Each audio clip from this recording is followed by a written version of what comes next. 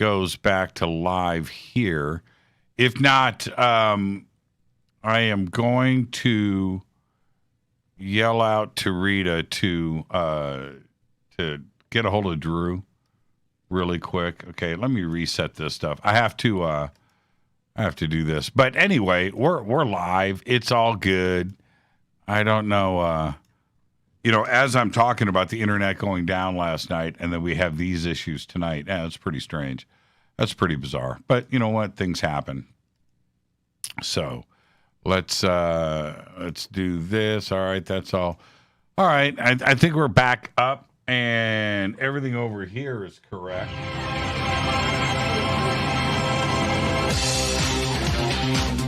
And that's my playback. The Smoke Radio for the man. Oh man. Okay, so that's strange. Okay, because that is that playing live. Huh. I can't keep up with technology. That doesn't make any sense. But this should be, that sounded like, okay, you know what's weird is that was the original video. Okay, so that is this. So let's kill that. I'm over here. Okay, we're good. We're good. We're good. We're good. We're good. We're good. We're good. Follow me on Twitter at JChurchRadio. If anything occurs later on tonight or whatever during the show, just pop it up. Yes.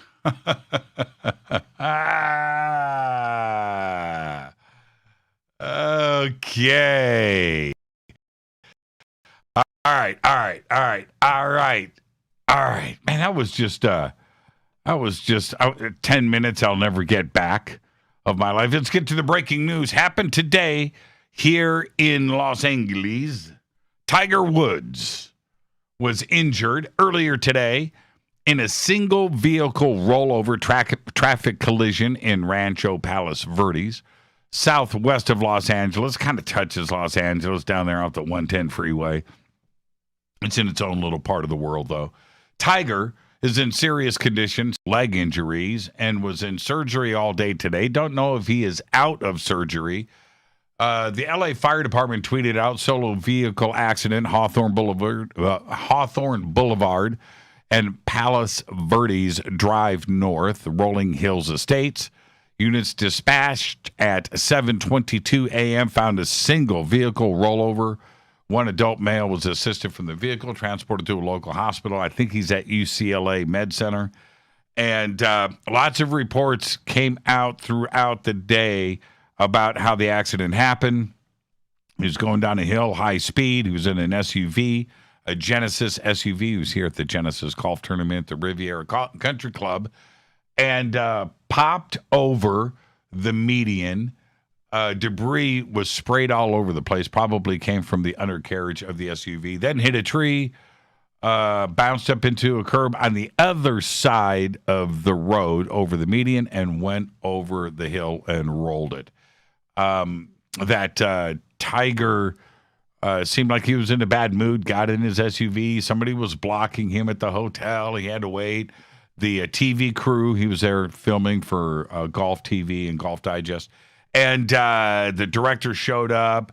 Tiger left at a high speed, almost hit the director in his car, left, went down the hill, and crashed. So may have been upset. We don't know the actual details, but it looks like now that he broke at least one of his legs. And that is, and around here in Los Angeles, this is big news. It's big news around the world, but all of the local news, and we got TMZ based out of here. TMZ broke the story. TMZ breaks every story here in LA and around the world. So we're just getting the reports in just like you are, and that is the latest. Now, I know a lot of you have been watching the Perseverance, Percy, on Mars, and the latest video that has been released and stuff, but a lot of talk about the parachute. Well, that parachute that helped NASA's Percy land on Mars last week unfurled to reveal a seemingly random pattern of colors in video clips of the rover's landing. But there was more to the story. NASA officials later said it contained a hidden message written in binary computer code. Well, you know how the internet is. Well, the internet cracked the message within hours.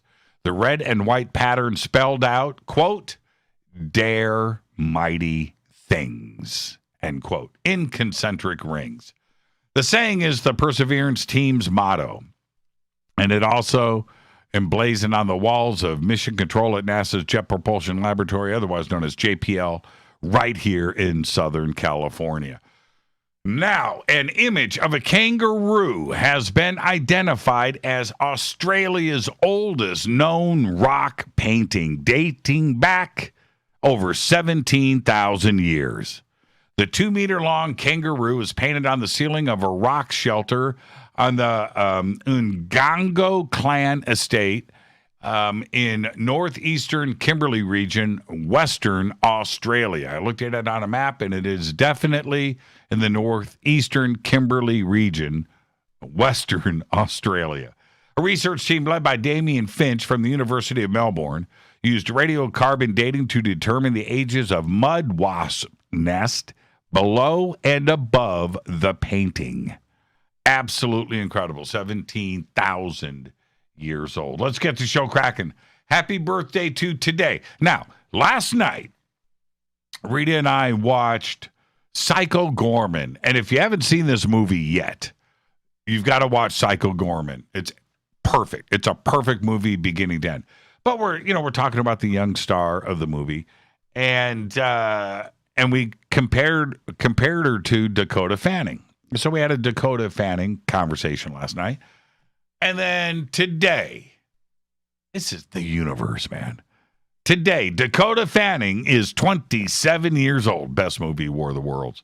Emily Blunt today is 38. Emily Blunt makes the birthday list because of 3 things: Looper, Edge of Tomorrow, and The Adjustment Bureau. That's right. Aerosmith's Bradley Whitford, today is 74 years old. Howard Jones, today is 71. He had 2 hits that were toe tappers, What Is Love? And Things Can Only Get Better. Queensryche original gangsta, Michael Wilton, the man, today is 59 years old. And Europe guitarist, talking to Rita about this today, Europe guitarist, the one and only John Norum, today is 57 years old. Our dead guy's birthday today is, moment of silence, please. Thank you very much, Johnny Winter. 1944 to 2014, died at the age of 70.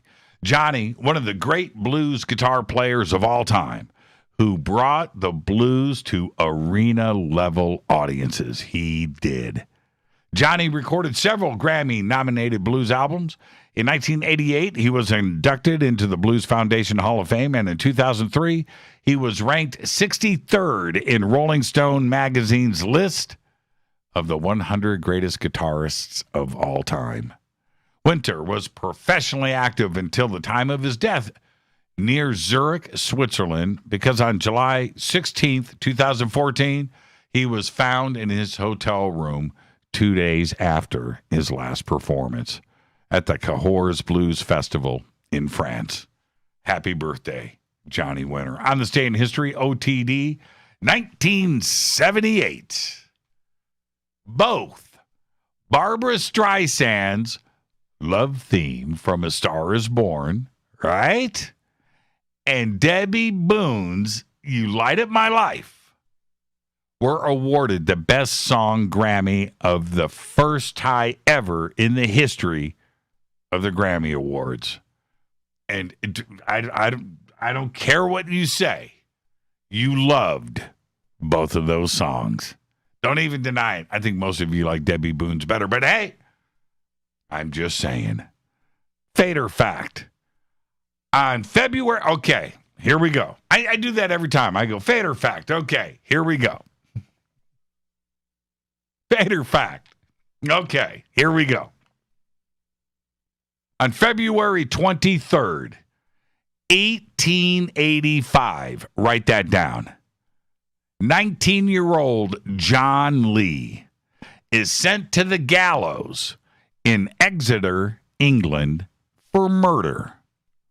The gallows malfunctioned. Not once, not twice, but 3 times. They called it an act of God. So, Lee was removed from death row. His sentence was commuted, and he spent the next 22 years in prison. And after he was released, he emigrated to America and died in 1945. And that is your Fader Fact. Tonight, very special guest Richard Bleepin' Dolan joins us, doing all the latest UFO headlines. There's a lot to talk about tonight with Richard. There always is. Tomorrow night is another Fader. No, tomorrow night. Oh, I'm sorry. Tomorrow night is our AMA. Tomorrow night, Ask Me Anything. Thursday is another Fader night with open lines all night long. All right. Wow, that was quick, Kaz. Yeah, that's him.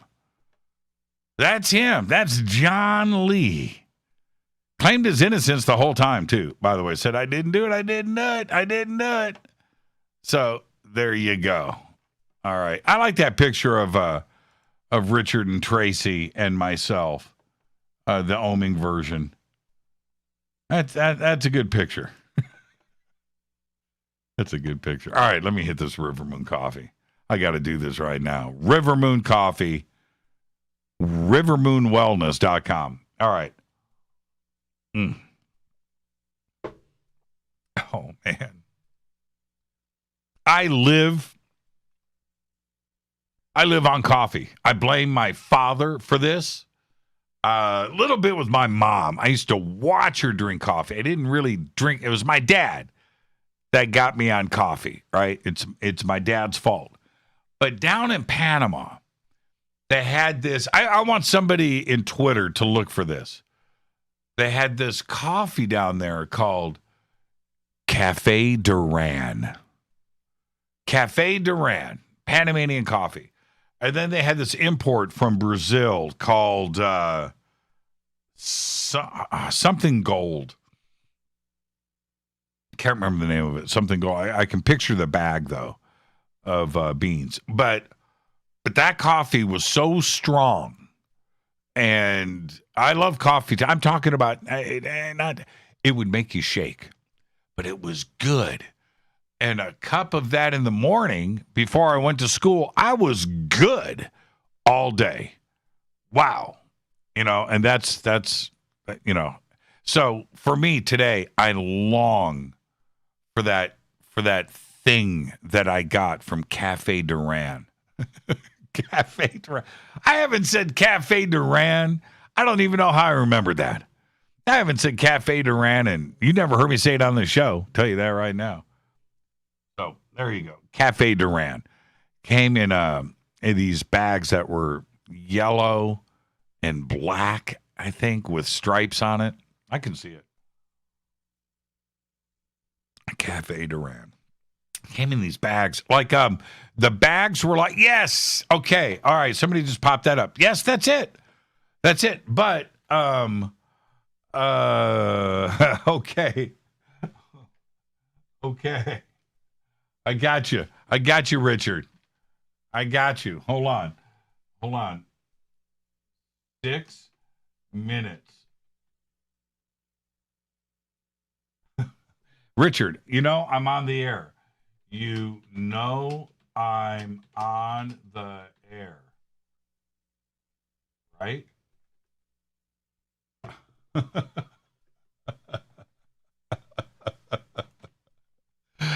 Dude is a radio host. He's a professional. He does it, and he knows I'm live on the air. I am. Now he's telling me I don't know how to multitask. Oh, man. All right. Okay, Richard. We'll see all about that. Anyway, that's Cafe Duran. When I was a kid, these are modern bags. When I was a kid, they were like chocolate chips. You know, the other a vertical bag. Oh, Richard, I love you, man. I love you. Okay. So, where am I at? I've got a few minutes left. You know what? I got to get this in because we're going to be talking about this tonight. We just came off this amazing weekend at the Conscious Life Expo. I want to thank everybody at the Expo, by the way. I hosted the entire weekend, 30 hours. And yesterday, I totally face planted and slept in. But here's the strange part about the weekend. 3 bizarre things happened. First, I mentioned to William Henry during our interview that I had thrown off social media's AI by only clicking on puppy videos and guitars, right? So now when I surf the net, my social media feed is puppies, kittens, and Stratocasters. And largely this is true. But for some strange reason, this weekend, my feed was also flooded with expensive homes for sale. I'm talking about $5 to $20 million homes, right in that range. I have no idea what I clicked on or what my search history says, but the AI thinks I need a $15 million home in Malibu.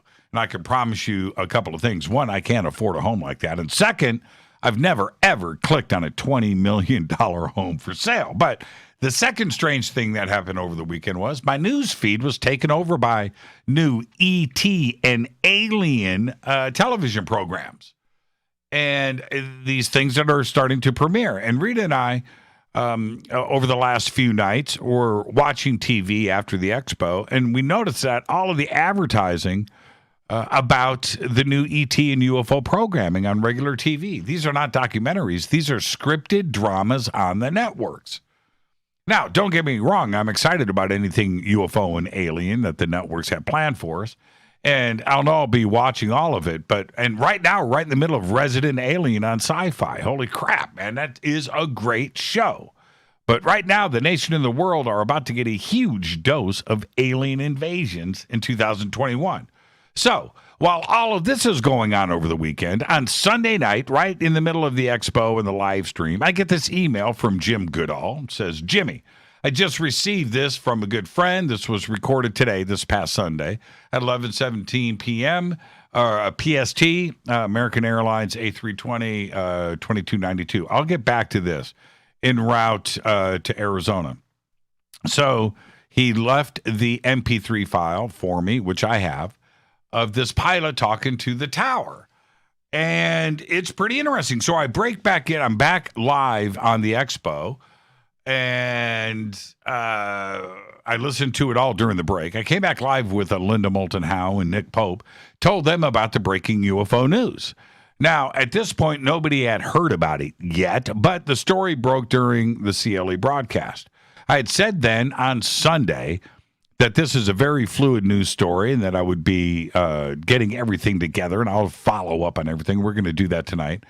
And I was pretty sure that mass media would be reporting on it in the days and weeks ahead. And yes, all of that happened as well. So, just in case that you haven't heard the recording, here it is. Now, I'm going to play it for you now. All right? Here it is. Have any targets up here? We just had something go right over the top of us that, I hate to say this, looked like a long cylindrical object. It almost looked like a cruise missile type of thing moving really fast that went right over the top of us. So there you go. Now, this story broke over the weekend. That's pilot to tower. This is over New Mexico. Now, I'm totally confident that we don't fly commercial airliners through live fire missile testing. At least I hope we don't. As of today, we've got nothing from the FAA, the military, or American Airlines. Maybe Richard's got a follow-up. But nobody's giving an explanation about what the pilot saw. But I do expect something soon because we know too much about this event. We know the airline. We know the flight. We know the time, the location. And we have a recording of the sighting. And this community will get to the bottom of it way before we get an official statement. That I can promise you. So, yeah, it was an exciting weekend. And although all 3 days of the expo were great, the highlight for me was my conversation with Richard Dolan on Saturday evening. We managed once again to sit, relax, and just talk. We had no idea at the time that the next day we would have more breaking UFO news, and we had already booked Richard for tonight on Fade to Black, which in a very strange way made sure that we will always have a fresh conversation and will never be in danger of repeating ourselves. So yeah, we've got that going for us.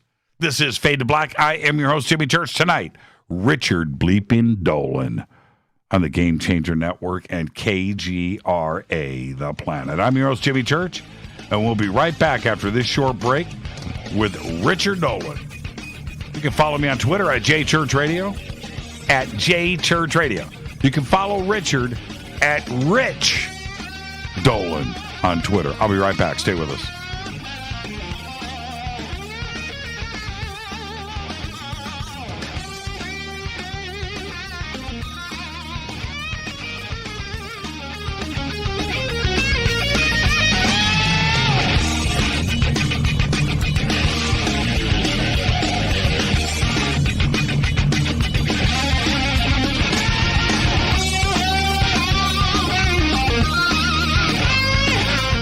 This is Nicole Church, daughter of you-know-who, and you're listening to Fade to Black on JimmyChurchRadio.com and the Game Changer Network. You're listening to Jimmy Church, Fade to Black. Fade to Black will now pause for alien identification. The station that talks the net. KGRA Radio. Introducing the Game Changer blend from River Moon Coffee that delivers a customized blend made specifically for the Fadernauts. If the game is rigged, change the game. It's a bolder cup with some bite. Game Changer is the coffee of choice for those that prefer an organic dark roast that is slightly lighter and milder, but it's still dark. With wild notes of pecans and chocolate with a rich, balanced, full-bodied cup that is roasted to perfection for a great coffee to start your day, as an after-dinner coffee or anywhere in between. Artisan, small batch roasted to perfection. USDA certified organic, all River Moon coffee is freshly roasted and packaged in the USA. Just go to rivermooncoffee.com or click on the banners over on our site and use the promo code F2BBLEND for 15% off of your order today. rivermooncoffee.com. This is the only way forward. This is Fade to Black. Make contact. KGRARadio.com. This is Jimmy Church of Fade to Black, and you can get our podcast for just $2 per month. All you have to do is click on the podcast banner over at jimmychurchradio.com. Hi, folks. It's troubling times, and fear is pushing emotions, which in turn pushes health the wrong direction. Do you ever get an ache because life is uneasy? Try Life Change Tea at getthetea.com. Life Change Tea works on your digestive tract, helping to move food through quicker and comfortably so your health is spot on. Life Change Tea may not help with world issues, but it will help with your digestive issues. A glass a day helps keep the intruders away. So, change your life today. Log on to getthetea.com. That's getthetea.com. If your health game is off, get on by ordering Life Change Tea. Getthetea.com. And while you're on our site, look around at the great non-GMO organic supplements. And if you're a sales shopper, go to our specials page and see what's for you. I've been drinking the tea for 12 years and I'm sure glad for its health benefits. Again, that's getthetea.com. Getthetea.com. The tea that makes you go. Fadernauts. When you think about the future of our country and where we're headed, do you wonder about the food supply? I do. Disruptions in the food supply chain could be disastrous, and they usually occur with little warning.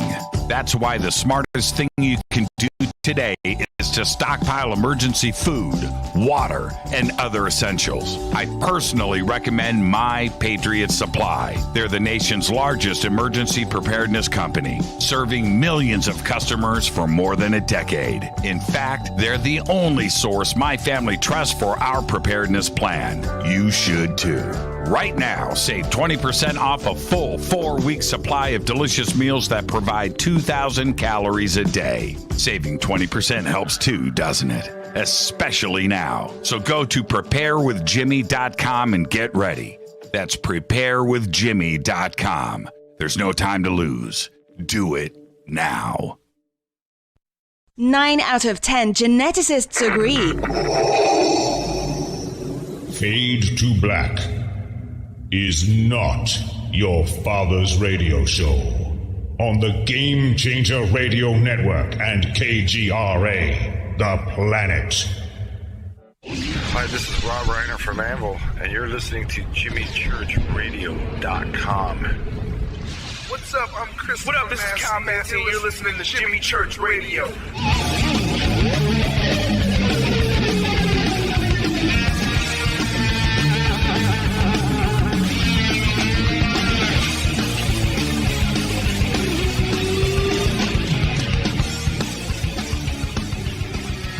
Welcome back. Fade to Black. I am your host, Jimmy Church. Tonight, right here, Richard Bleepin' Dolan.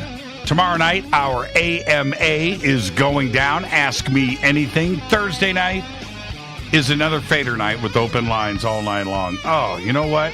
I'm going to turn on my video for Rich. Let him get some Jimmy action live in the studio. There you go. Maybe he'll turn on his. Oh! I got Richard, too. Richard, one of the world's leading researchers and writers on the subject of UFOs, and he still believes that they constitute the greatest mystery of our time. His latest book is The Alien Agendas, a speculative analysis of those visiting Earth. His website right there, richarddolanpress.com. And go see everything Richard, and there you go. I'm going to go straight to it. Richard, how you doing, man? Happy to be here, Jimmy. Gee, it's like I haven't talked to you in years. I know. Hey, we you know what? We got to quit the delay. We just need to talk more, man. We do. We need to talk more. You've had me on quite a bit lately. I just am afraid your listeners are going to get a little tired. It's like, oh, Dolan again. Well, see, you know what? What's funny is we needed to bring you on with everything that was going on a couple of months ago. But before that, we hadn't had you on for like 3 months. And that surprised both of us. And then, but this is the thing. You and I, this week, I kind of made up my mind. This week, you and I had some of the most epic conversations on the phone that we've ever had. And yeah, I really believe that. But this is the thing. I think that's the next show. You and I don't even go live. Let's just record the phone. We've had probably at least a dozen really great phone conversations over the years. Yes. Like quite a few long ones. As long as your shows. You know, some of them. There are some people out there that are uneasy in hearing that going, no, I wonder what they were talking about. Well, I mean, I'll just say, like, there were times when I thought I was going to throw dishes across the room and yelling at you like, what is wrong with you, Church? But you were probably thinking the same thing about me. I did. I thought that a few times about you, my man. And you know what? And we always hang up the phone with, man, love you.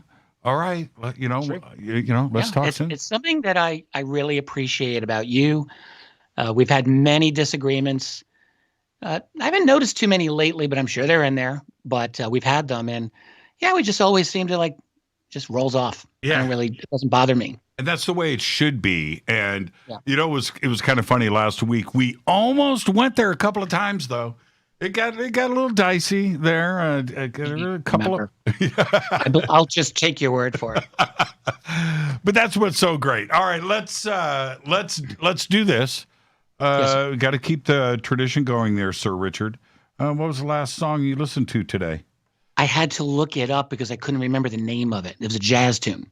Oh. Now, I don't know if I've really ever talked to you about jazz. I probably love some jazz more than I love even classic rock. And I love rock. I grew up with it. But it's the jazz of like the period just before I was born. So I was born in 62. Jazz of like 1958, 59, 60. That's my jazz. Those are my guys and gals. So today I was listening to John Coltrane and Thelonious Monk, and I couldn't remember because Monk writes a lot of like wackadoo titles for his songs. Like he was a genius, but his song titles are a little crazy. So this is one of my favorites. It's called Off Minor. Jazz fans out there, you know how great this song is. If you're not a jazz fan, if you don't know it, go find it. It's actually just crazy, brilliant. Coltrane's at his top. Monk is great. The whole band is amazing. Love it. Love Thelonious was he to me. Well, that whole crew though, because that whole crew, Ron Carter, on bass, that whole crew was phenomenal at so many levels. But they understood each other and they were breaking new ground constantly, and they were staying at everybody's level. But Monk never had a bad moment. He just didn't. And there's a documentary. It's on PBS. It's in black and white. And it's Monk in his apartment in New York. And there's a moment in this film, and you just know, and he was in a bad moment. They were going to kick him out of his apartment, and his stuff was getting thrown on the street. And classic jazz artist. Right. Time. And I think that the end of the documentary, his bass that he plays during the documentary inside the apartment is on Monk played bass? He had everything. That's what I'm saying. In his apartment, he had all these amazing piano players. The best. But in his apartment, he had this upright bass, right? End of the documentary, the bass is on the sidewalk in New York. It's like, man, you can't do that to Monk. Anyway, I'd like to find that. You've got to watch it. As great as Monk was, my favorite jazz piano player has to be Bill Evans. I give Evans the nod by a little bit, although I've spent years and years just tripping out on Thelonious Monk, so he's amazing. What about McCoy Tyner? That's Coltrane's piano player. Very good. Yep. He's all of those guys. There were quite a few of them who were just top of the line, A+++ level. So they're all great. For me, there's something about Evans that I just love. I feel like if Frédéric Chopin had reincarnated in the 20th century, he would have been Bill Evans. I just think like there's this sensibility. And Evans was kind of created the jazz style for piano that everyone copied after him. He was a little more influential. But no, McCoy Tyner was amazing. All of those guys. Well, I'll tell you something. When each one of those cats could sit at the same piano and make it sound different, like them. And it's not like there's only one Monk. That's it. Well, there's only one. No one else could make that sound.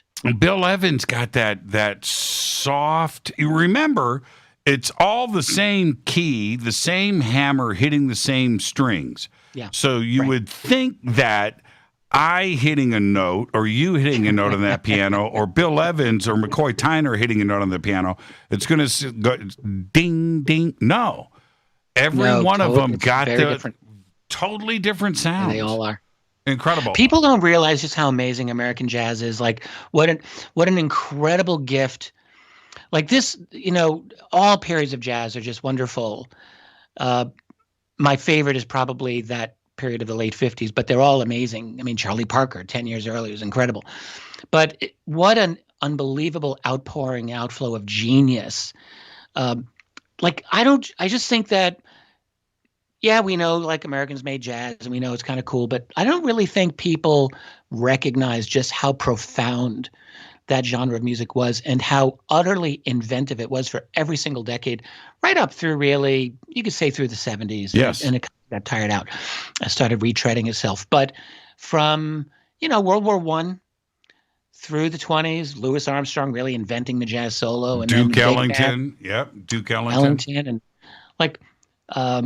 And then Parker, who was like America's Mozart in a lot of ways. And don't forget Lester Young and Billie Holiday and Ella and June Christie, who I just adore, and she's kind of forgotten. But so many great singers, Sinatra. It's like, whoa, every single decade there's this tremendous innovation that was just happening. It's exciting to follow, even now, all these years later. There was this scene, going back to Monk really quick, in that documentary. You've got to watch it. So Monk, he's been up for like 3 days, and you can tell. In the documentary, he's wearing the same shirt and pants, right, after 3 days. And he takes out a shotgun and starts popping off shots, man, in his living room. Wow. Yeah, man. In New York City? In New York City. And it's just, wow, an incredible documentary. But that cannot be done. Monk was just too much, man. But there was, when you go back and look at the TV shows, they're in black and white, and you watch them. They're you can watch the respect that they had for each other, the way that they spoke to each other, just this decorum. Right, this thing that they had cool. I'm so glad you mentioned this. On YouTube, people can watch. There's a TV thing that Miles and Coltrane did when Evans wasn't in the band, unfortunately, but I forget who the replacement was. Anyway, so they're on this TV special. You're nodding. That's I think that might be Herbie Hancock at 18, no, 19. No, would not have been. Not in 1958. This was too early. Okay, but forget who it was. Anyway, it's amazing, and there's an announcer who's introducing them, and it's not even respect, it's reverence that he has to introduce him. And it's so cool. You see them like doing their thing live on stage, and then Miles is done. He takes a break. He's having a cigarette, talking to someone in the back while Coltrane's doing his solo. I think Cannonball Adderley was in the band, like all of these legends. But it's like that was on American TV. And it's on YouTube. Yes. And it's like the coolest thing to watch. Yeah, there's this there's so many takes of that out there. Everybody needs to go watch it. What Richard's talking about, there are some scenes, the cameras always followed everybody around. So you're watching the backs of everybody out. It's Coltrane and Ron Carter, and they're tearing it up, right? And there's Miles leaning against the back wall, having a conversation and watching what is going on in front of them, and it is incredible. It's just it's mind blowing. And it was on American TV, in the late 50s. People don't realize like how cool so much stuff on American TV was, and that's just one of those moments. There was a lot of scotch and tumblers and cigarettes. It was awesome. That was jazz culture, man, right? It was so cool. Now there we go. Now who knew that we would talk jazz? Okay. So there was a thing. Let's stay on this for a second. Yes. There was that thing that was going on with Miles and everybody else and Atlantic Records and things, and what was going on in New York City. There was a jazz scene out here in L.A., but it was racial divide. It was a lot of crazy stuff going on culturally across the United States. And as they were getting this going, it stopped, and everybody went to Paris, right? Everybody went over to Europe, where it seemed that the appreciation for this, without the considerations of race, right, where these guys could go to Paris and do their own thing without the pressure of the United States. And it to me, we wouldn't have gotten the growth, the explosiveness of the jazz scene if it wasn't for Paris and Spain and Germany, and including London as well. Yes, an interesting point. I guess I would partially agree with you. I mean, I think the white and black Americans had a great appreciation for American jazz, and that includes the black musicians. I mean, Miles Davis was the highest paid jazz performer, white or black, for many years in the late 50s. Like he was it. He got the most money. But yes, obviously there was a lot of deep racism in the United States. And it's true, like France especially, of all the European countries, there were others, but France really was a great home to a lot of these American jazz artists. And France did love them. Really showed them love. So Miles comes back from Paris. This is in the 60s. He comes back from Paris after being over there for years. He did sketches of Spain over there, and beautiful one of the greatest records in history, jazz or otherwise. So he comes back to New York City, and I forget the club he's playing at. It might have been the Blue Note. He's playing in New York City, does a set, goes out front to smoke a cigarette between sets, and a cop on the beat walks up to him, couple of them. He's like, you can't be out here smoking a cigarette on the street. He's black, right? Right. And he goes, dude, I'm taking a break. That's me right there. He points up at the marquee, Miles Davis, right? That's me. And the cop hits him with his billy club, cuts his head open, knocks him out, then arrests him, takes him to the precinct. He's got shows to do. And he had to get bailed out of jail. He comes out of the precinct with his head bandaged up. He got messed up. And it was just, and it was like, welcome back to the United States, you know? Never knew that story. Yeah, That's incredible. And he made a bunch of statements. He said, man, look, you know, this is my country. This is why I was in Paris, you know, and I come back to New York City and I'm headlining the Blue Note and we've got racism. I can't even smoke a cigarette on the streets of New York. We really, you know, often it's, you know, it's 60 years ago now. I don't want to say it's easy to forget, but I think we often don't appreciate just how intense that racism really was in that era. It was like this Armageddon feeling, you know. It's like, and there was just so much hardcore resistance among the old way of thinking. Past that. The kids today, and I understand what's going on culturally. I do. But what they don't know is that I'm 57. So now I didn't live through the 50s, but I certainly lived through the 60s and the 70s. And I know what we went through in this country. I went through the busing. I went through the desegregation.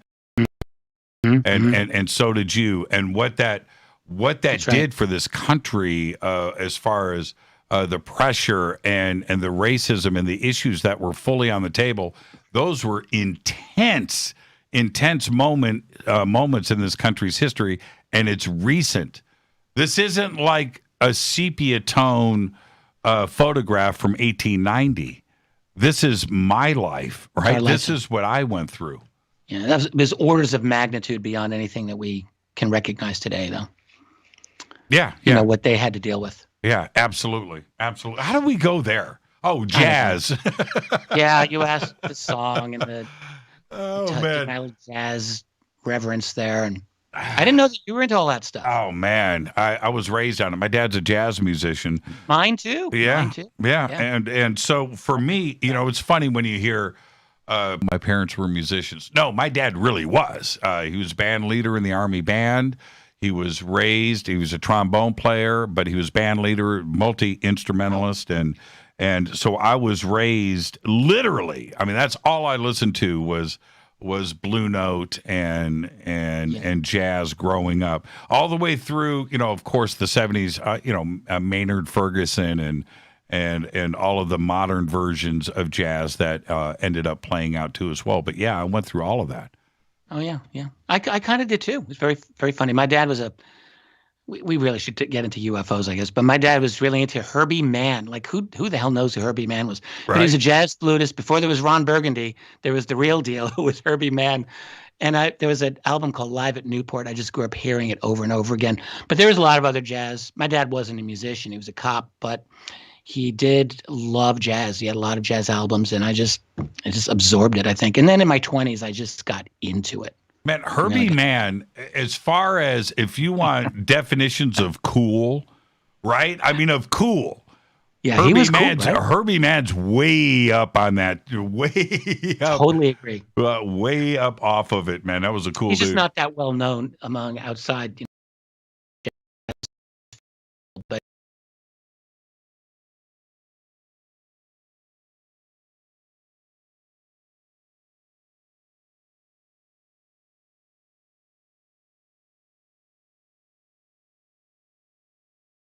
a lot of people were really looking forward to that conversation, and it was a great conversation. But what we didn't know, Richard, was that the next day, Sunday, we were going to have this breaking story that potentially is going to be huge. The UFO world just never stops, does it? It just doesn't stop.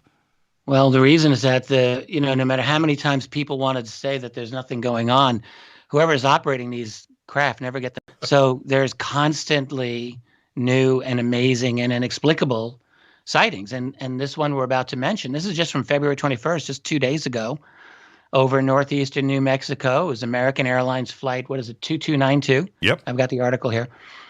It was a commercial airliner, and a long cylindrical object that almost looked like a cruise missile. This is in the words of the crew, moving very fast over the top of the aircraft, zooming by. They were 36,000 feet. Did you cylindrical. Did you listen to the recording? Yeah, it was amazing. Oh, and what's your takeaway? We'll discuss this when we come back. But what's your takeaway about what the pilot said and didn't say? Right? Because let's come back to that after the break. Yeah. I thought it was powerful. I thought the event was, the thing is, it reminded me of the Tic Tac UFO in a lot of ways, in that it was an object that had there was nothing, other than jet propulsion. That is the only propulsive explanation.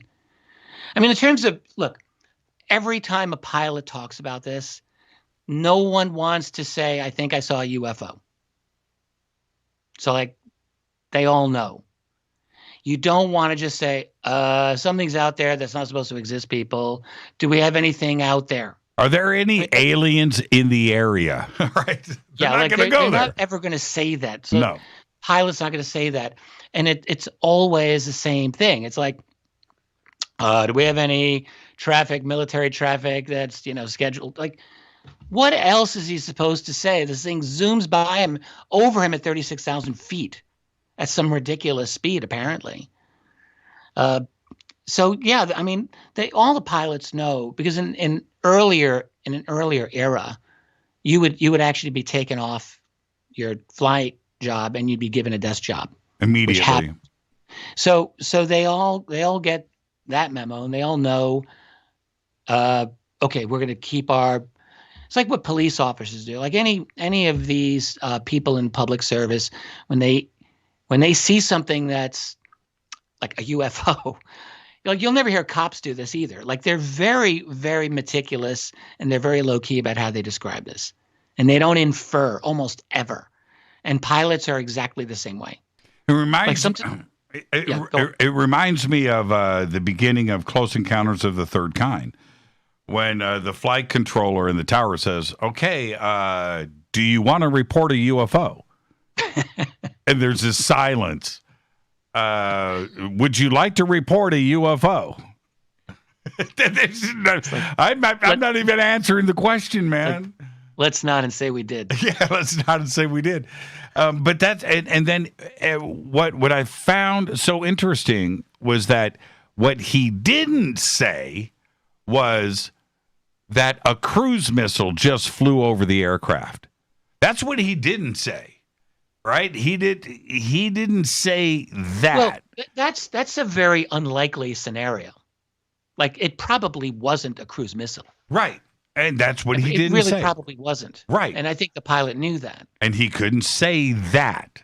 He couldn't say that it's a UFO, or he couldn't say that he saw something. But he also didn't say it was a cruise missile. A cruise missile just flew overhead. Are there any missile tests going on? That's not what he said. No, because it truly was unidentified. And, if that were a cruise missile, that would actually be more shocking than if it were an alien craft, because alien craft, we know they've done this for decades. If you've got a cruise missile being you're not ridiculously far from the White Sands Proving Ground. You're out of range there, but conceivably. It is New Mexico. Lots of stuff going on there for sure. But, can you imagine, seriously, if there was a missile test and they went that far off and they nearly take out a civilian aircraft? An American Airlines flight? Come on. That's absolutely absurd and ridiculous. And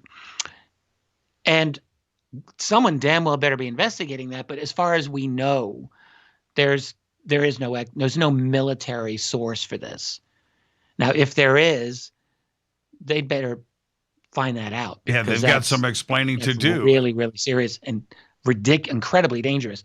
But I don't think anyone really thinks that that's the case. Just like when TTSA used to play their little game of, well, it could be Russian or Chinese. And no one ever believed that ever. But they got to say it to followed the CYA rule. And, it's the same with this. Like, you have to go through the motions. But I think everyone realizes this is not a cruise missile. And if it's black budget tech, that's also kind of a crazy thing to contemplate, that we've got black budget tech that's scaring the living hell out of people flying from Kentucky to wherever they were going. Let's take our break right here. Our guest tonight, the one and only Richard Dolan. I am your host, Jimmy Church. This is Fade to Black on the Game Changer Network and KGRA The Planet. You can follow me on Twitter at JChurchRadio. You can follow Richard at Rich Dolan. The links are right up in our Twitter feed. We'll be right back after this short break. Stay with us.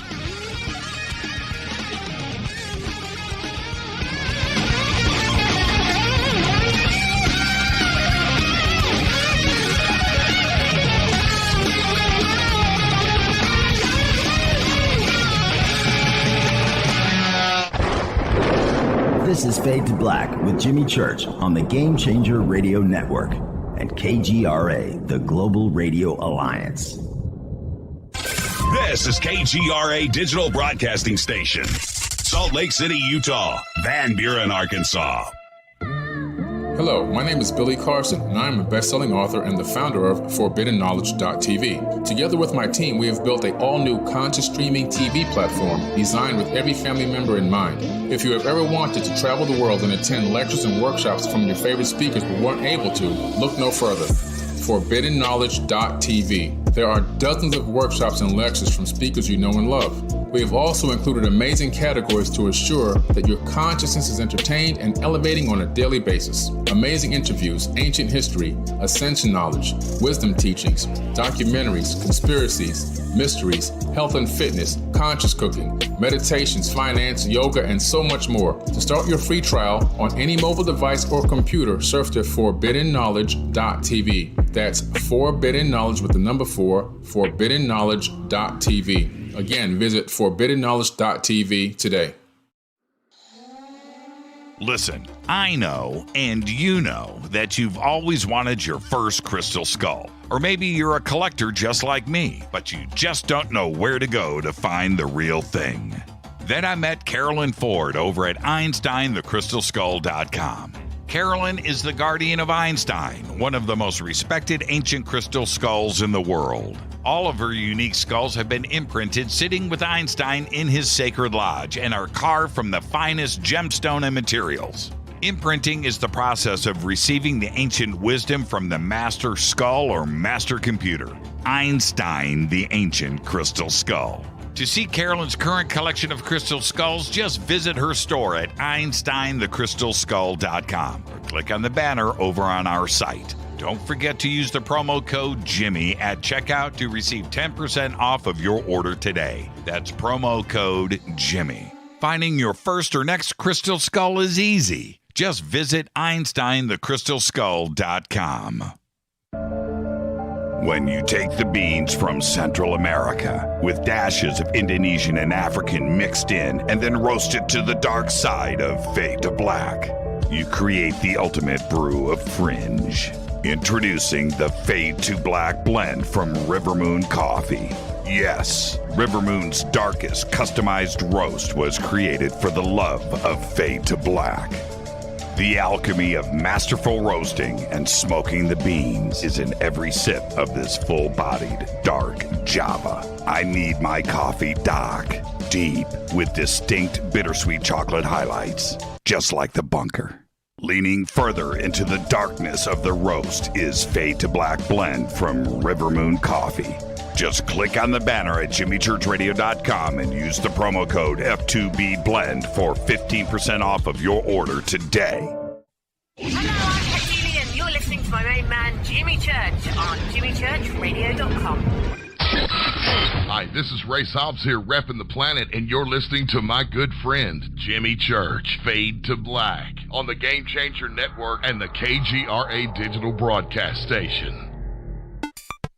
This is Toby Kebbell. You're listening to JimmyChurchRadio.com. Don't hurt me, Jimmy. I'm only little. Hey, I'm Adrian Grenier. And this is Ari Gold. We're the Honey Brothers. everybody. We are also Honey Brothers. Hey, I'm Adrian Grenier. And I'm Ari Gold. We're the Honey Brothers. And you're listening to Jimmy Church. The Revolution. This is Jimmy Church of Fade to Black, and you can become an official Fadernaut by just going to our membership section at jimmychurchradio.com. Hello, this is Serena Wright Taylor from Conscious Life Expo, and you're listening to Fade to Black with Jimmy Church, who holds the Lucky Pony record for the best astrological chart since 1963. True story.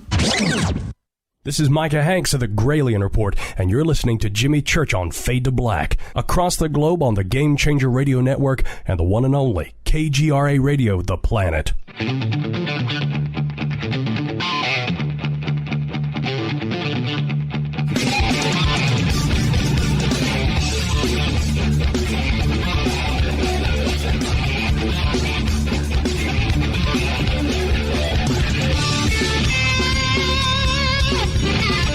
Welcome back. Fade to Black. I'm your host, Jimmy Church. Tonight, Richard Dolan is with us.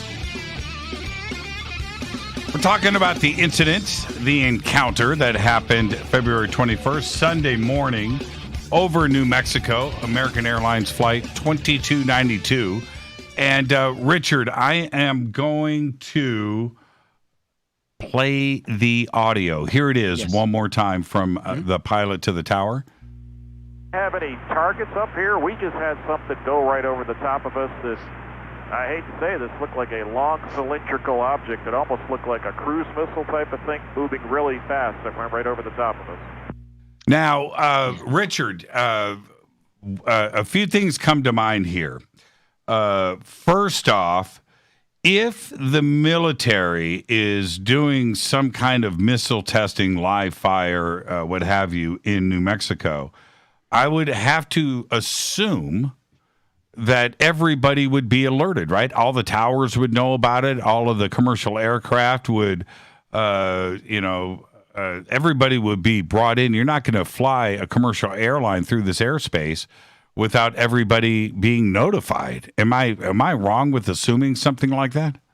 No, you're absolutely right. Tyler Rogaway of the War Zone on the Drive did a very good article about this. He does a lot of good work, and I think he deserves some recognition from those of us who follow the UFO field. I think that website, and he particularly, has done very good journalism over the last couple of years. And he made the same point. You know, like if you are the military and you're going to launch a missile, which sometimes they do, fine.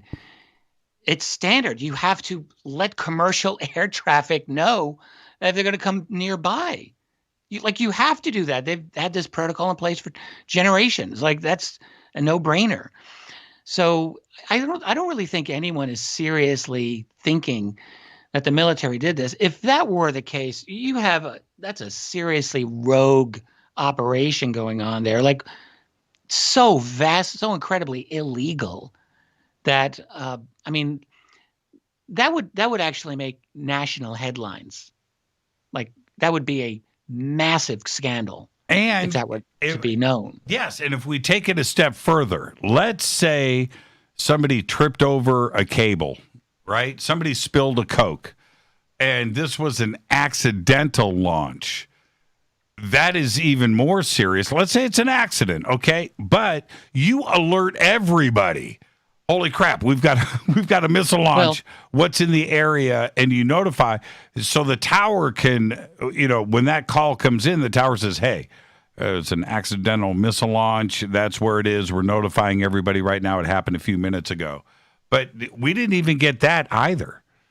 We do have a history of covering up that type of thing. I mean, think TWA 1994. Sure. All right. And look, I think we're 26, 27 years after, I think we can actually just come out and say that thing was taken down by a missile. And anyone who's really gone into it pretty much knows this.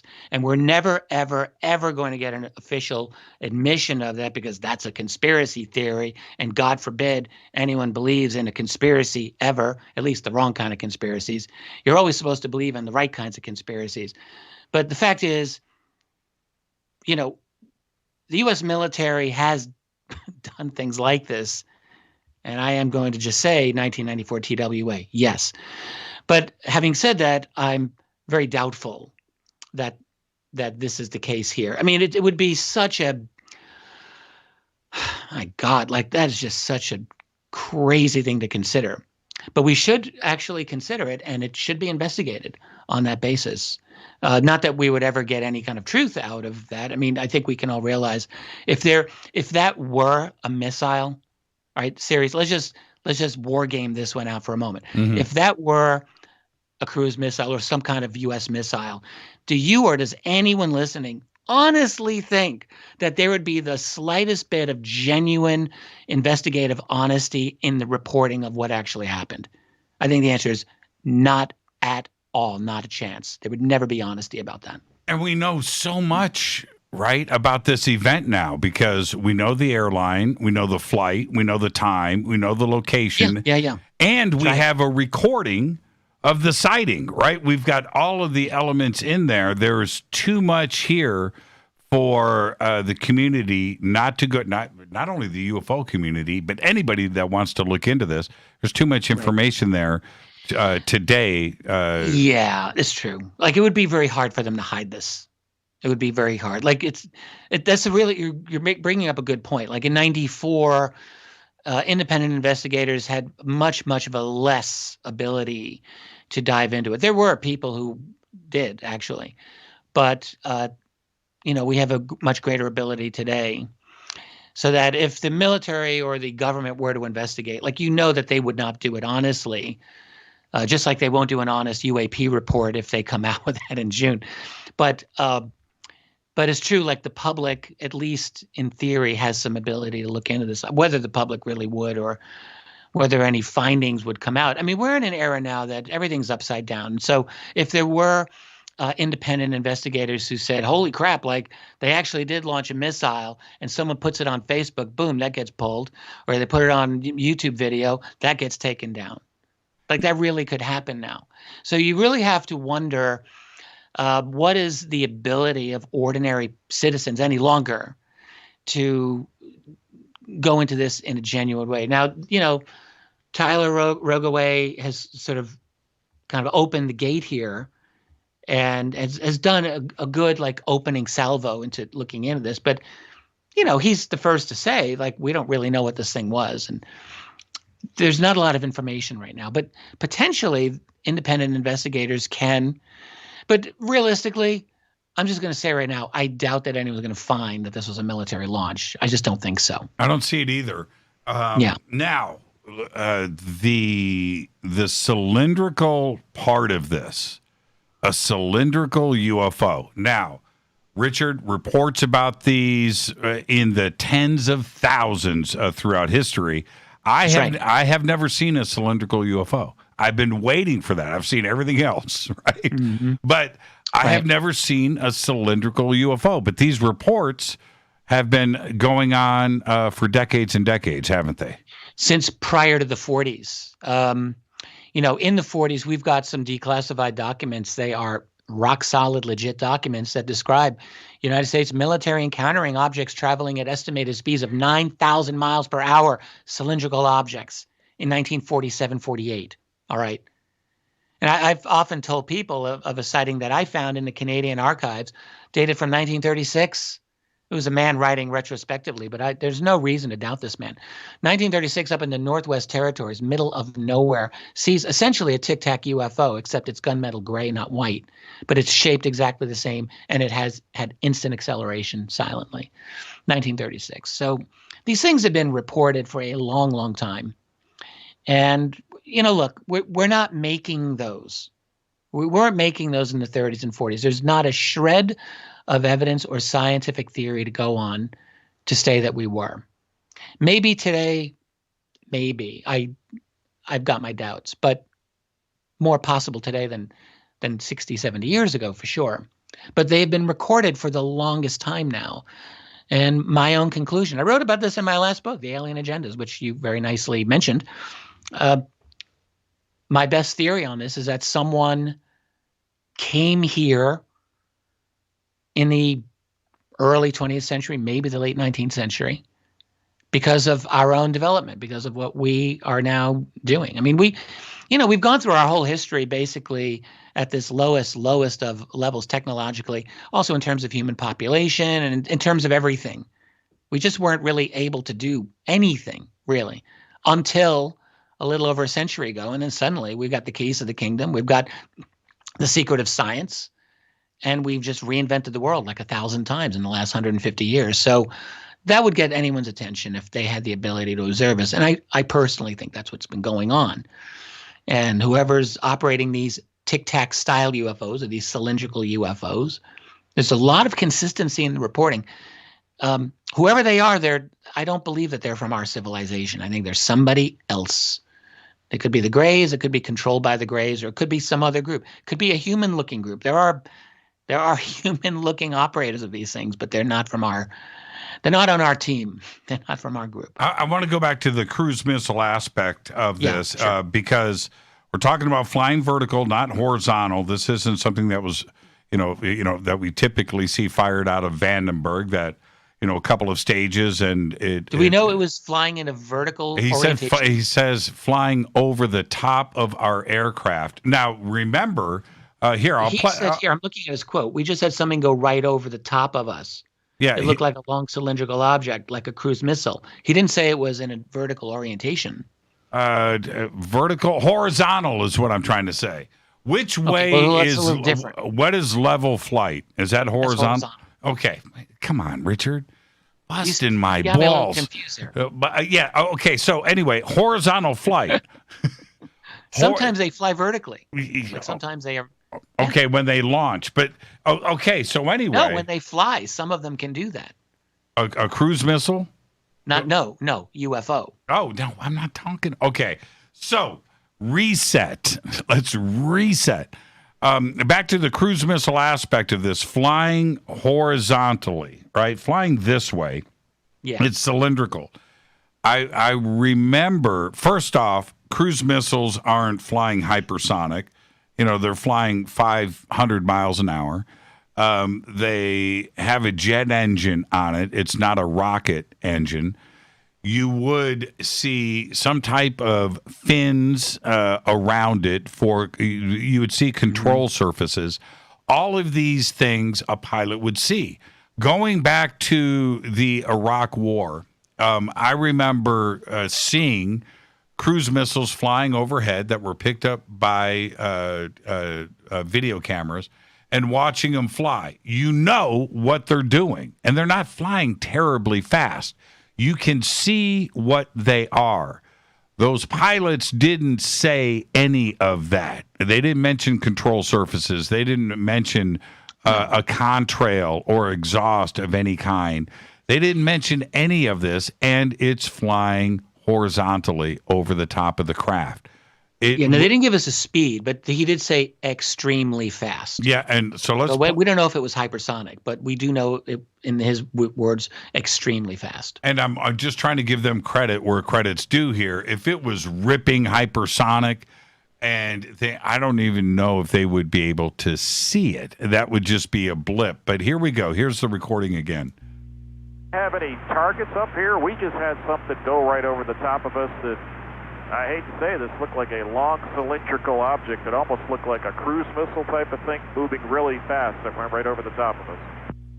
That's a crazy description, man. He would have said cruise missile. That's that, and I keep going back to that point. Type of thing, right? Really, cruise missile type of thing. I hate to say it, but it's a cylindrical object.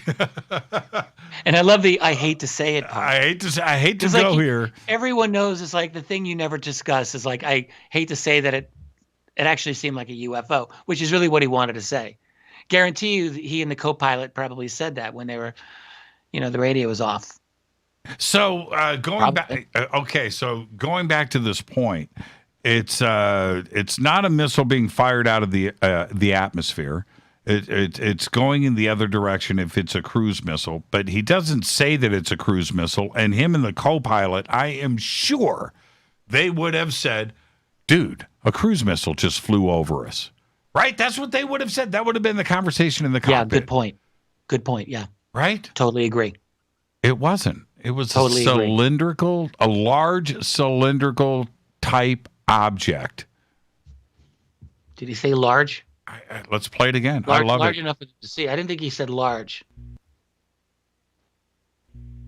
Have any targets up here? We just had something go right over the top of us that, I hate to say this, looked like a long cylindrical object. It almost looked like a cruise missile type of thing moving really fast that went right over the top of us. A long cylindrical object. Mm-hmm. Yeah, man. That's genuine. That's a genuine. Here's the thing. I'll just, you've been hounding me for years about Volume 3 of UFOs in a National Security State. Dolan, you ever going to get it done? So I'm actually working on it, and I've been like deep into it, actually. And one of the things that I'm doing right now is just catching up on, my God, the unbelievable massive UFO reports over the last 30 years, and so many amazing ones, like amazing reports. That what we're talking about here is one. These types of things, this is not unique. Commercial pilots have reported this all the time, honestly. And so what strikes me is just how the frequency of these. I mean, there are days I'm gathering all of this together in my own database, and it's just so large. Like, it's too large. It's actually too large. And I've even been wondering if I can't do this in 3 volumes, I may have to do it in 4. Like, that's honestly my nightmare, but it may happen. But the point is, there are days that when I collect sightings, there'll be like on one day, like 3 or 4 on just one day, like, May 5th, 2009 and whatever. Like, and I'll just find like, oh yeah, here's like 4 amazing sightings on that one day alone. And that's not unusual. I have, I'm looking for it here. I'll find it. I have, okay, here it is. Okay. I'm going to play, Steve Murillo. We had this sighting up in Washington of what we have classified as the beer can UFO. Now, this is the deal. This is the one. This is a video of it. You have it on YouTube, yes, right? I have the after video. Okay, well, no, let me explain. It's an interesting sighting. Yes, while this is going down, Lucinda. Okay, so anyway, the sighting happens. I jump up. It's about 500 feet tall. That's my guess. Maybe 100, 150 feet wide. It's 14 miles away. It's spinning. I see it. I freak out. I got 20, 25 people standing around me. I jump up, Richard, and yell, video, video, video, camera, shoot, shoot, right? That's what I'm yelling to catch this thing. Lucinda starts shooting video. The entire sighting, Richard, was only about 15 seconds long. I go back. I look at it one more time in the binoculars. I see it with my naked eye, and then it phases out. Okay, somewhere in there, she shoots the video.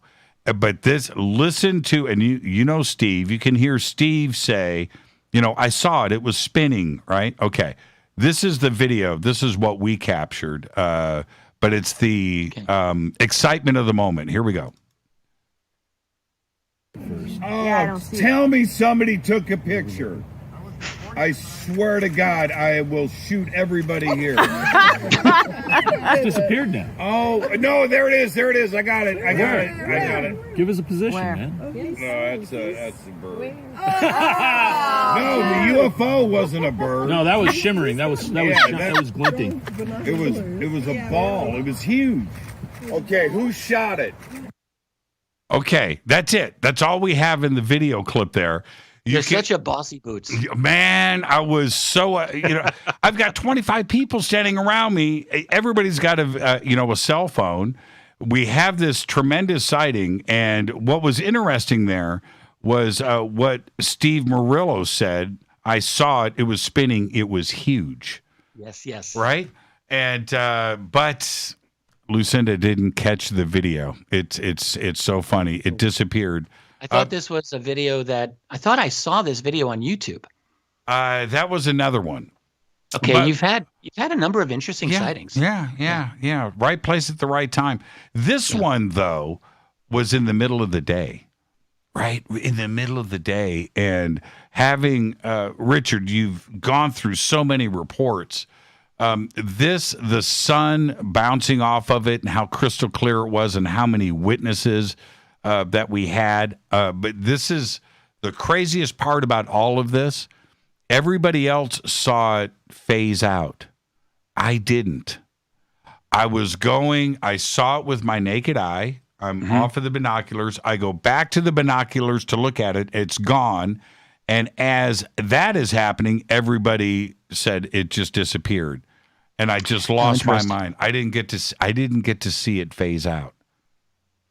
Such an interesting phenomenon, because, we hear this happening all the time, and it's maddening because we don't have in our standard physics like a way to explain how people will see something very different and they're standing right next to each other. Except that somehow we interact with it in unique ways at times, not always.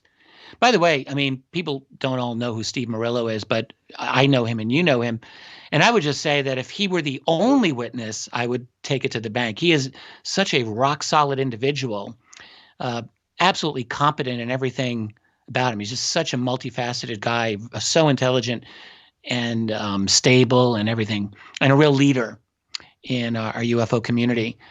But he saw it, you saw it, and a whole bunch of other people saw this thing. So he was sitting next to me. When they saw, he was sitting there. How crazy of an opportunity that was, right? To have him and I, share this moment together. Right. But he's sitting right to my right, and I see it, and there's nothing in front of us, but the clear blue sky with this object there. And it was nuts. So here's the question. Yes. All right. So, normally in the UFO field, we're used to asking, like, what could that be? And then, we always throw up our hands and say, well, it must be a UFO. But what we'd never ask is, what the hell are they doing? And what are they doing every single day around the world?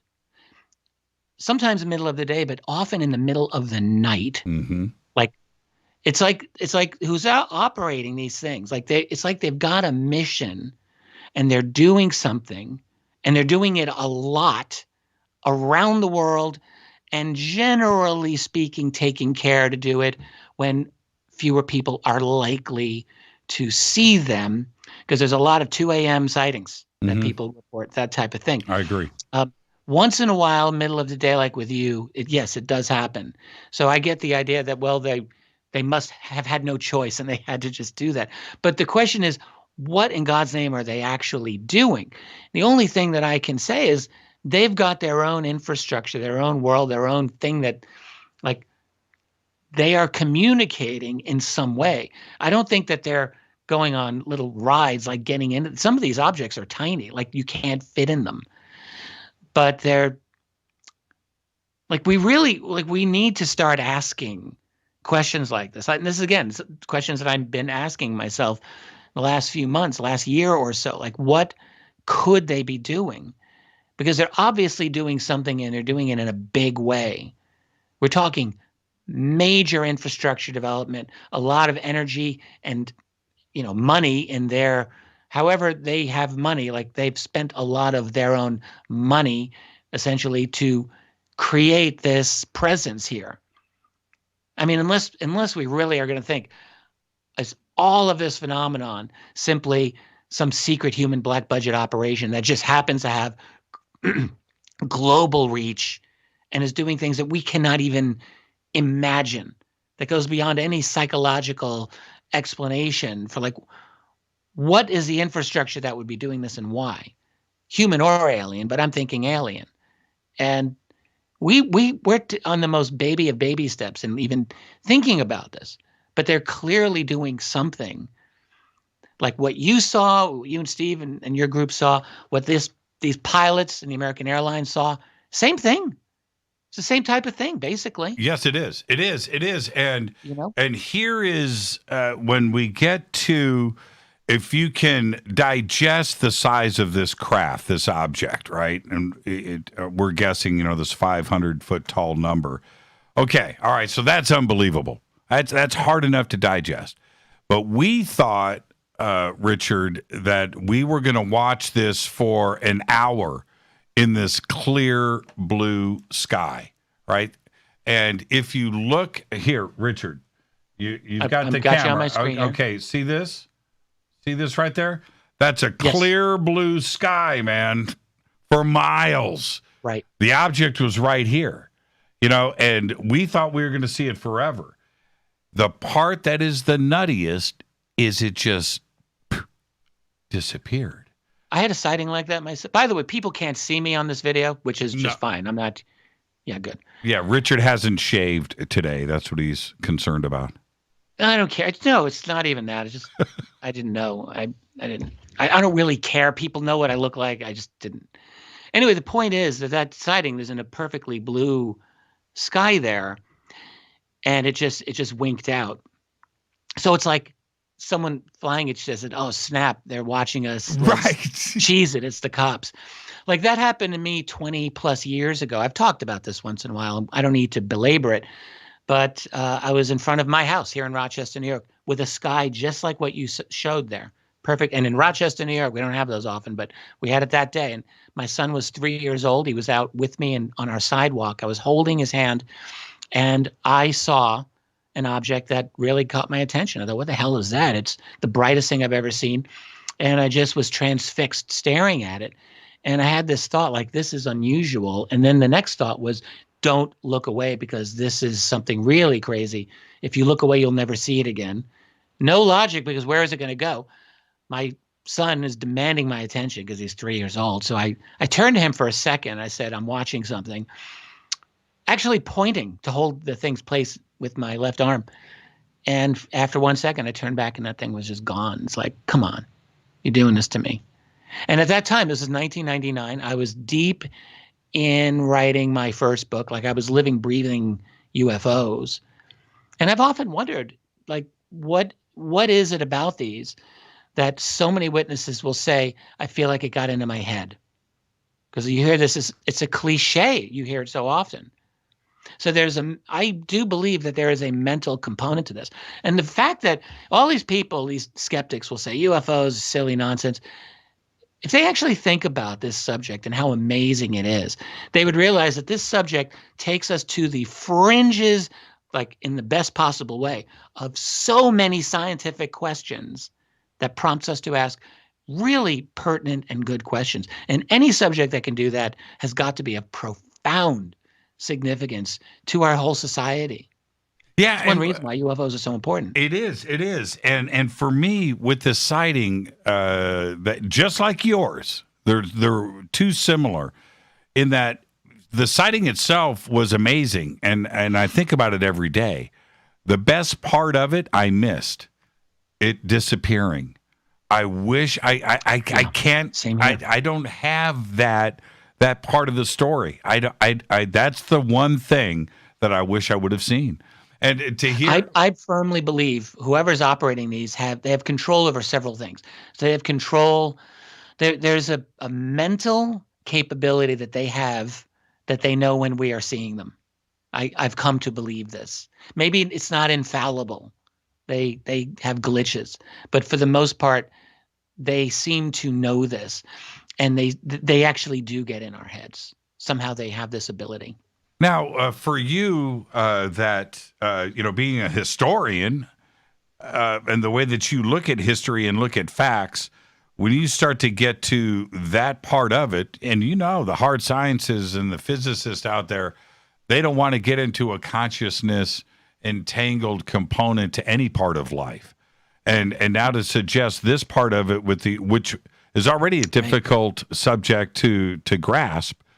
How are you able to make that leap now? Well, the good physicists are able to talk about entanglement and consciousness. They're out there. But it's true. Look, scientists are basically employees, most of them. We have this idea of science like, oh, yeah, I'm going to go off in my basement. I'm going to do science. Well, no, not really. You work for a corporation. You work for the government. You work for a large institution that pays you to do a certain job, and you just do your job. That's your science. Science is almost never a personal expression of someone's native curiosity anymore. There's no Alexander Graham Bells out there, or very few. So now, but there are scientists who, yes, they're out of the box and they do wonder about these things, but there's few of them, I guess.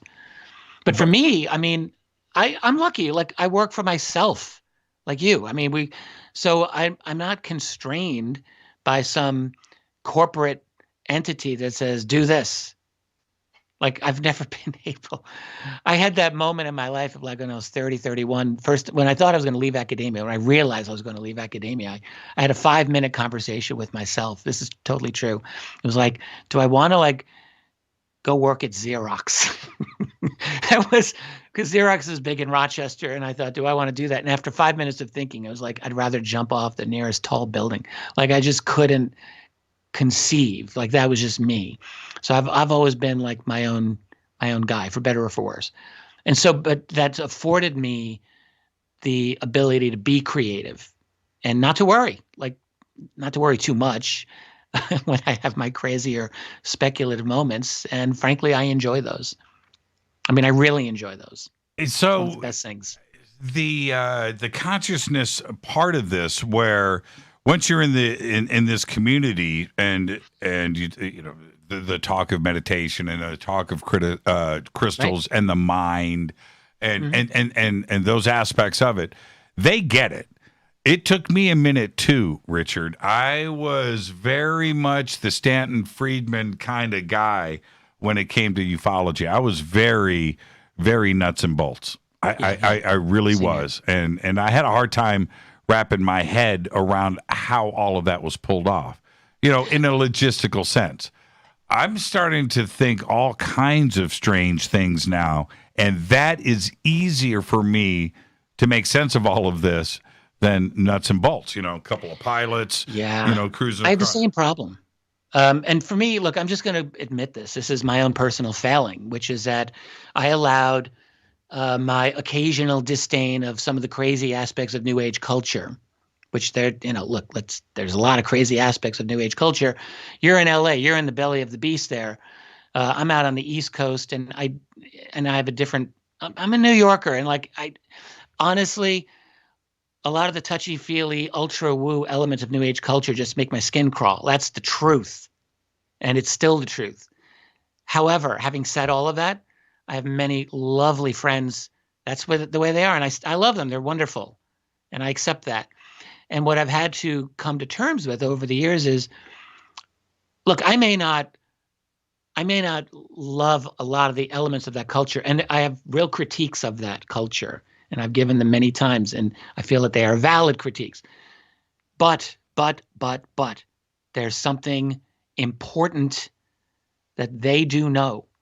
And the thing about truth is you got to follow it. And when we start getting into a position where we start taking sides and we're like, this is how I know it is, you've already lost. You've lost the game. 100% you've lost. And okay, so let's go back to our conversation on Saturday night. There was a thing that we touched upon. We were on limited time, so we didn't go into it deeply. But let's continue it now. It has exactly what we're talking about, which is this: science, education, knowledge is nothing but a series of humility, correction, fixing, moving on, admitting that you were wrong. Einstein was wrong a couple of times. Einstein had to go back and eat crow, right? He thought the universe was static. The theory of relativity, special and general relativity, were based on a couple of things. And one of them was that the universe does not move. It is static. He had to go back and modify his equations and eat crow. That's what science is based on. And just like ufology and UFOs and everything else, that is a series of corrections. We know so much more today than what we knew in 1970, 1975, 1980. And it's nothing but a series of corrections. And it's okay to do that. It's the only way to move forward, Richard. You've raised a super important point, Jimmy. Like, that's really profound. Like, in other words, what true science requires humility. And it's the opposite of being an ideologue.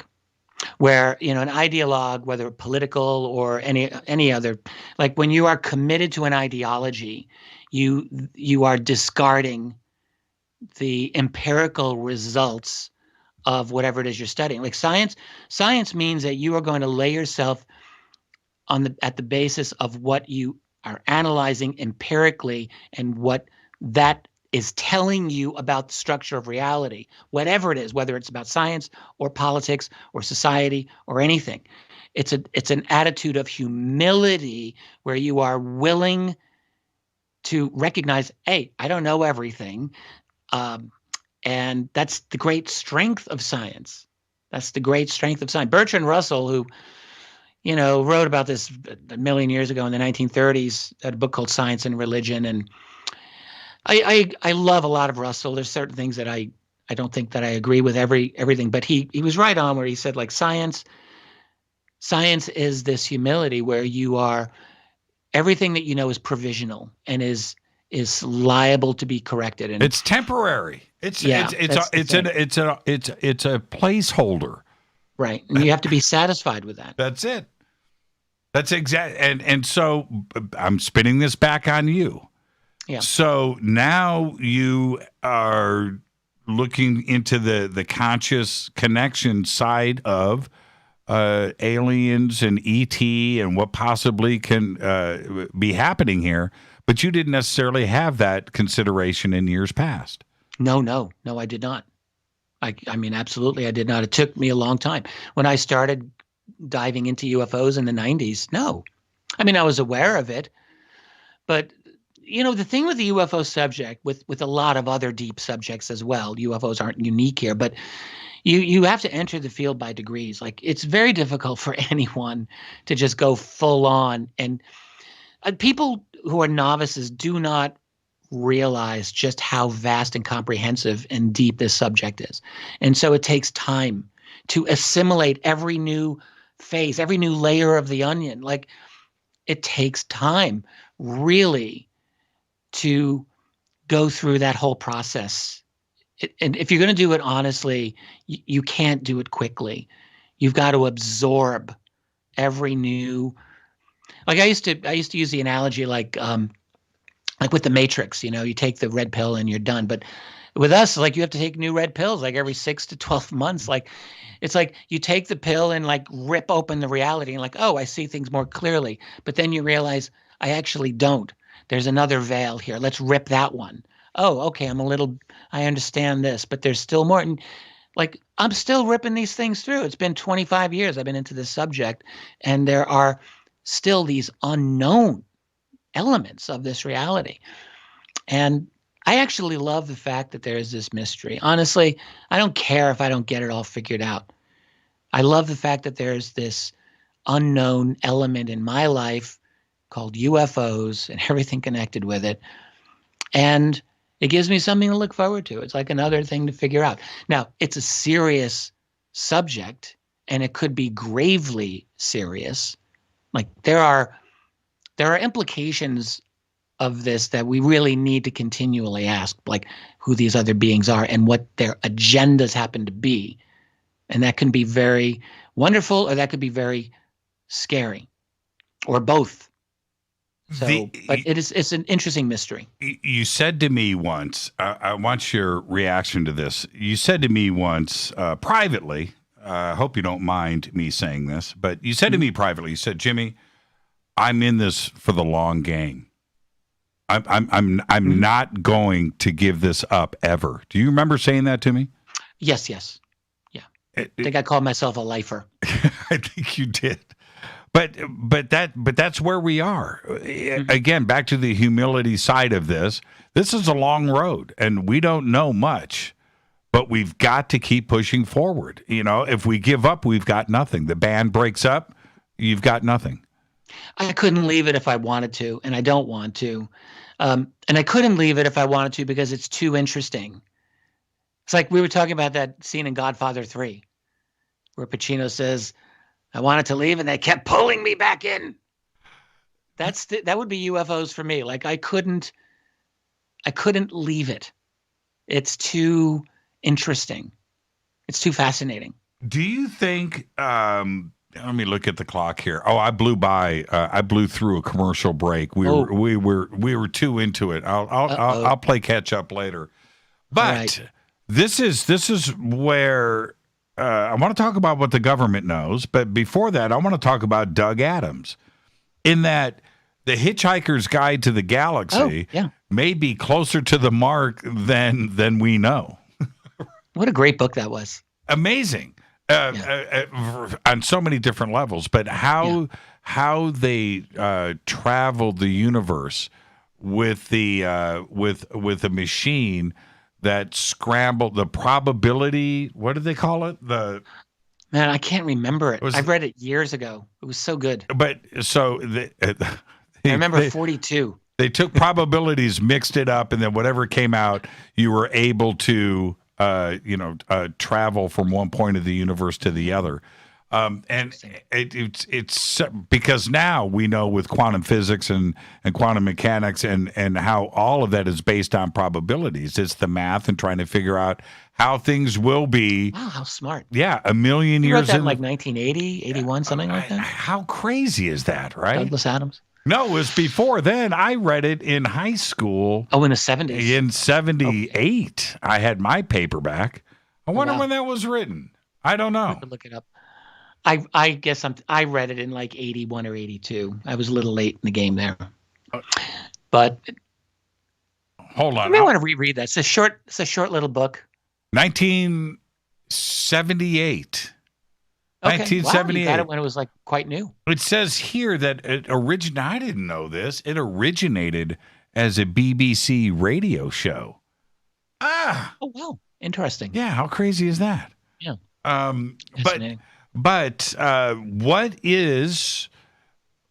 We have our experiences, but we know that the government knows something. They're holding stuff back. We just don't know how deep that may be. Let's use the government loosely as a word. Yes. Agencies, the military, private groups. Private groups. Yeah. What do you think that they are as confused about the situation as we are? Well, I'm sure that they have confusion. Yes, I have no doubt that they have confusion. I doubt that they probably are and are not as confused as we are. Like they are not. Like I'm thinking, the good people at Lockheed who've got their craft that they're looking at, or any of the other agencies that essentially dominate the DoD on this matter that are studying the technology, and whoever's got the bodies, living or dead. My feeling is they know lots of things that we do not know. They have, or let us say they have elements of this that are confirmed that we can only suspect. That's probably a more accurate way to look at it. But I have no doubt that there are things that they don't understand. Like when Ralph Waldo Emerson had a brilliant essay called Circles. And the idea was everything you know is inside the circle. And the more you learn, the bigger the circle gets, and the larger, therefore, the boundary of your unknown. That's the edge of the circle. And I think that's probably what these people are dealing with. Like they've probably gotten certain answers that we don't have, but I would be shocked if that didn't raise many new questions. Because the fundamental thing is, we are human beings dealing with something that is beyond human. Now, I do believe, I'm just going to go out on a limb here, since I've already written about it anyway, who cares? I do think that there are elements in our hierarchy that are in total communication with these other beings. Communication and collaboration and cooperation. Like I now am willing to just say that publicly. I mean, I've suspected it, but I think it's true. So those humans, I'm sure they know an awful lot that we don't know. It was the infinite improbability drive. With hitchhikers. Yeah, but you've got to love the Fadernauts, man. They are on top of their game. Your people are super cool. They're as cool as my people, and they're often the same people. Yes, they are. No, there's no doubt about that. The interaction with everybody that goes on live here. I love your Fadernauts. Man. They're just a fantastic Fantastic group. They make me look smarter than I really am. And normally, like they make you smarter. Yes, they do. Like right now. See, I didn't have to say that Dan James just tweeted out the infinite improbability drive in Twitter, which I did. I could have just went, oh, that's right. It was the infinite improbability drive, Richard. And you would have said, wow, that's right. Okay, cool. And I just look good. Right? That's what the Vadernauts do for me. You know what is actually you look better when you acknowledge the contributions of other people. That's the thing. If someone's really insecure, they want to take all the credit. And then you realize, like, that's just stupid. Like, who in the world actually knows everything? Like, that's the dumbest thing, to try to pretend that you know everything. And one of the dangers of having any level of fame, any level of like being a public figure, is like, God forbid, I don't want to look stupid. I don't want to look ignorant. And so there's always this temptation that people will have, and that I'm sure you felt it. I have felt it. So I'm just going to say, like you want to pretend, oh yes, I've read that, or I know that. Like, and that's the dumbest thing to do. Like, just, there's nothing wrong with just admitting you don't know something and acknowledging all of the amazing amount of help that comes to both of us. People over at my website, Richard Dolan Members, which is my main site, I'm blown away by those people. I am blown away by the brilliance, and I'm going to say genius, of so many of them who contribute and write comments and write to me. And it's like, my God, I feel like the luckiest guy, and I'm sure you feel the same way. Like, these incredible people, like, they come to us and they enrich us in so many ways. I love every. I want to thank humbled the by Vadernauts, and I want to thank the people over at Richard Dolan Members, some of whom I know are listening. And I'm just very grateful for them. I am grateful and humbled every single day by it. Now, I want to say this. You reminded me of something. I was like 20, 21, 22, and I had one of those know-it-all friends. He had experienced, there wasn't anything that you could say that he wouldn't have a response with his own experience with it, right? And one of those guys. And Sure. he said to me, I'm 21, he's probably 21, 22. And he said to me, I've read over 1,000 books. Now, I remember I just sat back and I thought to myself, I'm 21. Him upside his head. I was like, I'm just doing the math, right? I'm just doing the math. So you've been reading books since your past life, right? Sorry. And I wouldn't, if somebody was 60 years old and said that to me, I would still have a difficult time with it. Well, there's reading and then there's reading. Right. I've read 1,000 books. Professor, when I was in college, he says, Dolan, you don't know how to read a book, do you? I was like 20 years old. I'm like, what the hell are you talking about? I know how to read a book. He says, no, you really don't. He said, life is short, books are long. Here's how you read a book. And this is actually really good advice. People should listen to this. Now, for history, it was quite relevant, but it could be for other. He says, every good book's got an introduction, which is the argument of the book. It's got a conclusion, if it's done right, which is, again, the argument. And it's got a good table of contents, which tells you the structure. And then the chapters. This is what you do. Read the introduction. Study the table of contents first. You do that first and understand what is the structure of this book. Then you read the introduction, which back then, I would never read the introduction of books. I thought, who the hell cares about an introduction? Skip to chapter 1. Yeah, no, wrong. Read the introduction, because Right. that really... And he said, then read the conclusion. He said, then if you've got time, read other parts of the book. And I thought, holy crap, like that's... Now, you can't really do that if you're starting out in something new. Like you got to do the legwork. You've got to read 500 pages and get the thing. But it's actually really good advice. So like, it's like before there was Cliff Notes, there was this idea. And so maybe this friend of yours, who the hell knows what he actually did, read the first 10 pages, I'm done.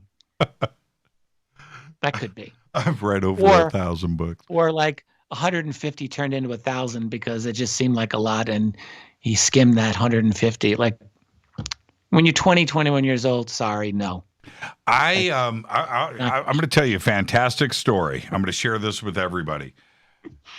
Rita and I had this apartment, and one day, like a block away from the apartment was a convenience store that you would never get in your car and drive to. It was too close. So I would walk there, right? It was like a block or two. And one day I'm coming back from the convenience store and I look and there was a dumpster next to the convenience store and I see a stack of books, Richard, like a stack of books next to the dumpster. Right. I walk over, don't even look.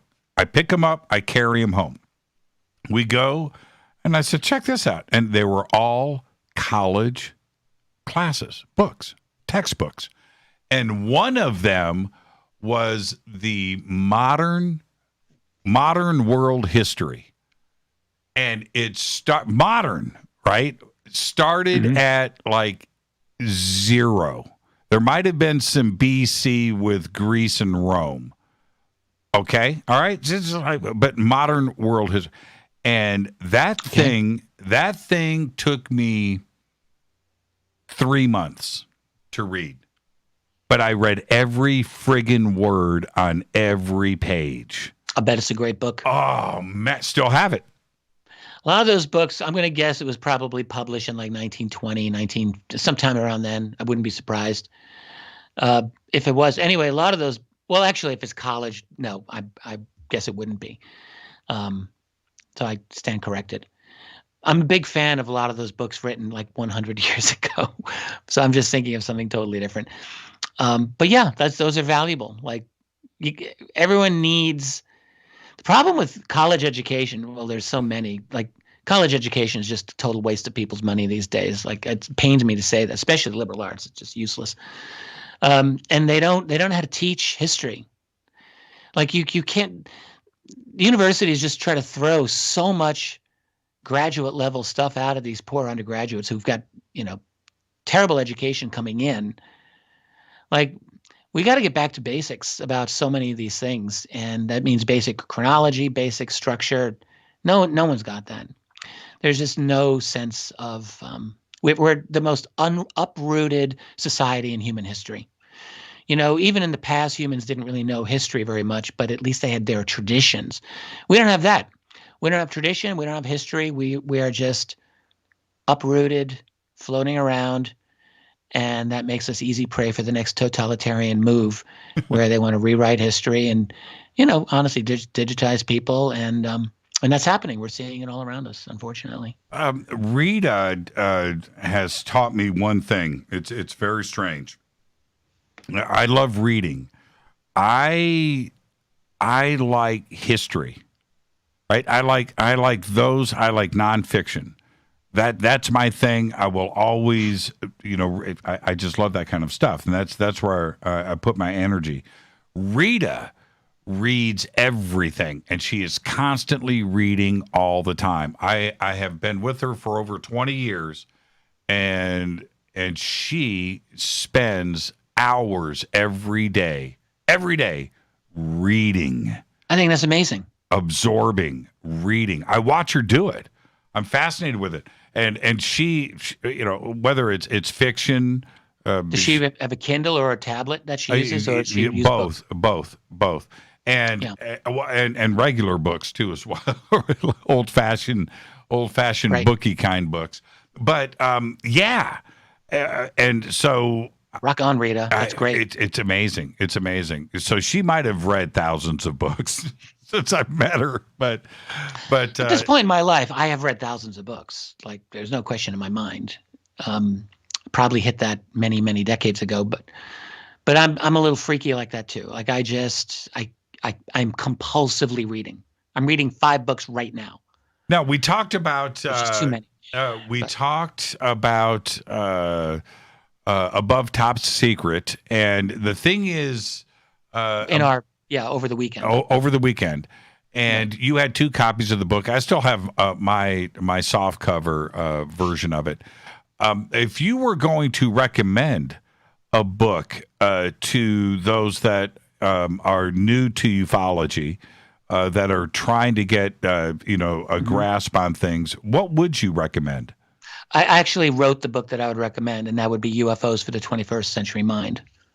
I wrote it explicitly for that purpose. And look, I'm not saying it's the best UFO book, but it is For me, it was my intention to write that book, UFOs for the 21st Century Mind, for an intelligent layperson who's like, what is up with this subject? Why should I care? And that is why I wrote that book. That was exactly why. So I covered, the philosophical conundrums of UFOs, and then the history, the ancient history, and through the modern history, and then the whole history of the politics and the cover-up, and then the weird, freaky science that doesn't make sense except that it does. The social implications of UFOs, like how the development of our own attempts to understand this mystery, which, by the way, is one of the most incredible journeys in human consciousness of the last 100 years. Like, we are confronted with this unbelievable mystery. How have we tried to figure it out? Like, that's a hell of a story. I write about that. And then, UFOs in the 21st century, like in the age of social media and the age of the internet, like, what is that all about? And then contact. Who are these guys, and what is it like, and what does it say about us? And then what of the future? Like, are we ever going to have disclosure, and what's that all about? So every theme I covered, I tried to do it as perfectly as I could do. And honestly, when I finished that book, I thought, I am damn satisfied with that book. So I would say to someone, not because I wrote it, but because that's why I wrote it. I wanted that to be the best jumping into point for anyone who wants to know about UFOs, is that book, UFOs of the 21st Century Mind. However, there are other great books. Tim Good's Above Top Secret or Beyond Top Secret, or his last book, Earth and Alien Enterprise. Holy crap, that's a great book. So Tim Good is a great starting point. Jim Mars's The Alien Agenda is so funny. I almost have the same title. That is it's still a really good UFO book, actually. I think it's unbalanced in the way he covers the subject, but what he does very well. It's getting a little dated. Well, now at this point, I do have to take a commercial break. So let's do this. Our guest tonight, Richard Dolan. I am your host, Jimmy Church. This is Fade to Black on the Game Changer Network and KGRA, The Planet. More with Richard when we come back after this short break. Stay with us.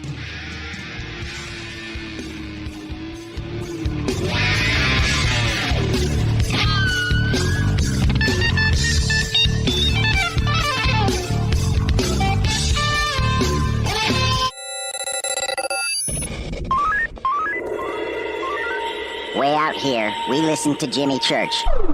You're listening to Fade to Black. Always on the edge of the hottest alternative talk. Jimmy Church with Fade to Black. KGRARadio.com. ¿Qué tal, mis amigos? Yo soy Mario Carson, el tiburón, y los invito para que escuchen a mi buen amigo Jimmy Church Radio. ¡Claro que sí! Do you want to be an official Fadernaut? Of course you do. This is Jimmy Church of Fade to Black. Just go to our membership section at jimmychurchradio.com. Fadernauts. When you think about the future of our country and where we're headed, do you wonder about the food supply? I do. Disruptions in the food supply chain could be disastrous, and they usually occur with little warning. That's why the smartest thing you can do today is to stockpile emergency food, water, and other essentials. I personally recommend My Patriot Supply. They're the nation's largest emergency preparedness company, serving millions of customers for more than a decade. In fact, they're the only source my family trusts for our preparedness plan. You should too. Right now, save 20% off a full 4-week supply of delicious meals that provide 2,000 calories a day. Saving 20% helps too, doesn't it? Especially now. So go to preparewithjimmy.com and get ready. That's preparewithjimmy.com. There's no time to lose. Do it now. So, you love talk radio? Then you'll love TalkStreamLive.com. TalkStream Live is always on, 24/7, with the best streaming talk shows. Find your favorite talkers and discover some new ones. It's free, readily available online or on mobile with any smartphone or tablet. Finding your favorite talk shows all in one place has gotten a whole lot easier. Just go to TalkStreamLive.com. Be sure to download the free apps from Google Play or the iTunes App Store. You listen to us, and we listen to you. And so does the CIA. KGRARadio.com. You are listening to Fade to Black with Jimmy Church on the Game Changer Network. Oi, oi, I'm Reese Evans. You're listening to Jimmy Church. This is Revolution. The revolution will not be televised. The revolution is on radio. Ciao.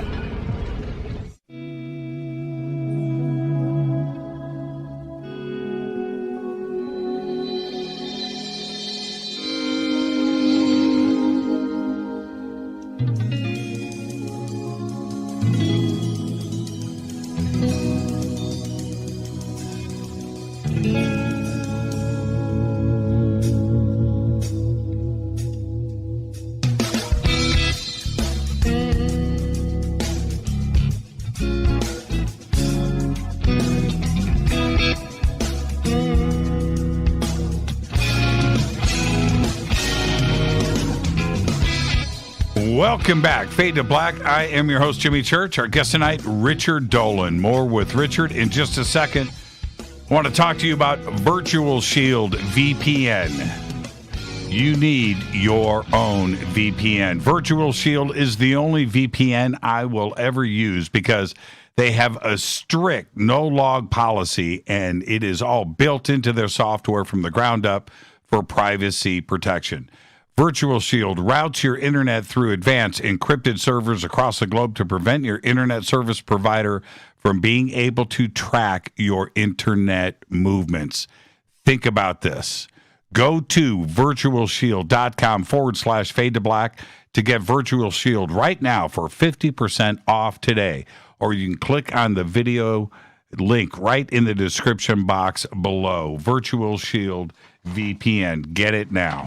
All right, our guest tonight, Richard Dolan. Now, Richard, I'm going to go off track a little bit. In my opening statements tonight, my little rant that I do, I had mentioned that there is a huge amount right now of new UFO, ET, alien TV programming coming in the form of scripted drama on all of the major networks. And I've been watching the commercials, and Rita and I over the weekend, we were watching regular TV, by the way, and I'm watching commercial after commercial for this new programming coming up. So the rest of the world is going to get a whole lot of alien invasion TV in 2021.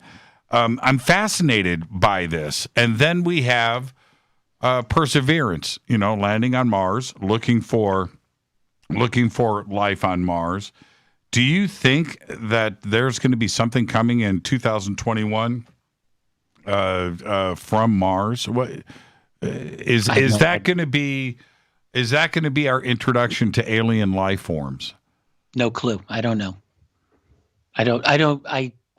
I wouldn't even want to speculate as to what they may or may not find. It's not something that I feel that I have any kind of real genuine knowledge to speak of. I mean, we can talk about rumors that there are bases on the moon or on Mars or whatever, but who knows? And even if there were, doesn't mean that we're going to find anything like that. And if we did, that it would be reported. So if they find some microbial life, I guess we'll hear about that probably, because that's not threatening. I didn't know that major network programming is going to be so ET focused. That actually concerns me. I don't see that as a positive sign, actually, because, I mean, look, there's some lovely people who do these TV shows. I know some of them. I worked with a few of them, but I don't have a lot of confidence in the ability almost any group in Hollywood to do a proper treatment of the ET subject. Like, just not at all. There is another thing that I felt was pretty obvious, and that was the Super Bowl. And I was watching the commercials, as everybody does, right? You know, the Super Bowl commercials. I don't. And avoid it. But did you hear mass hypnosis? Yeah. Well, but did you hear about all of the alien and ET content in the commercials? Did you hear about this?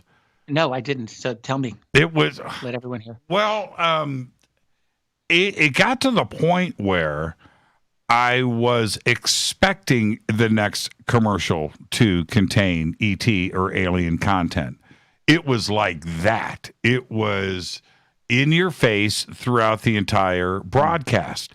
So the question is, why? What's going on? Is it just as simple? Is it as simple as, well, okay, this is what people are interested in. We're companies that want to spend our money in an effective way, so we're going to have these types of commercials because this is what people are interested in.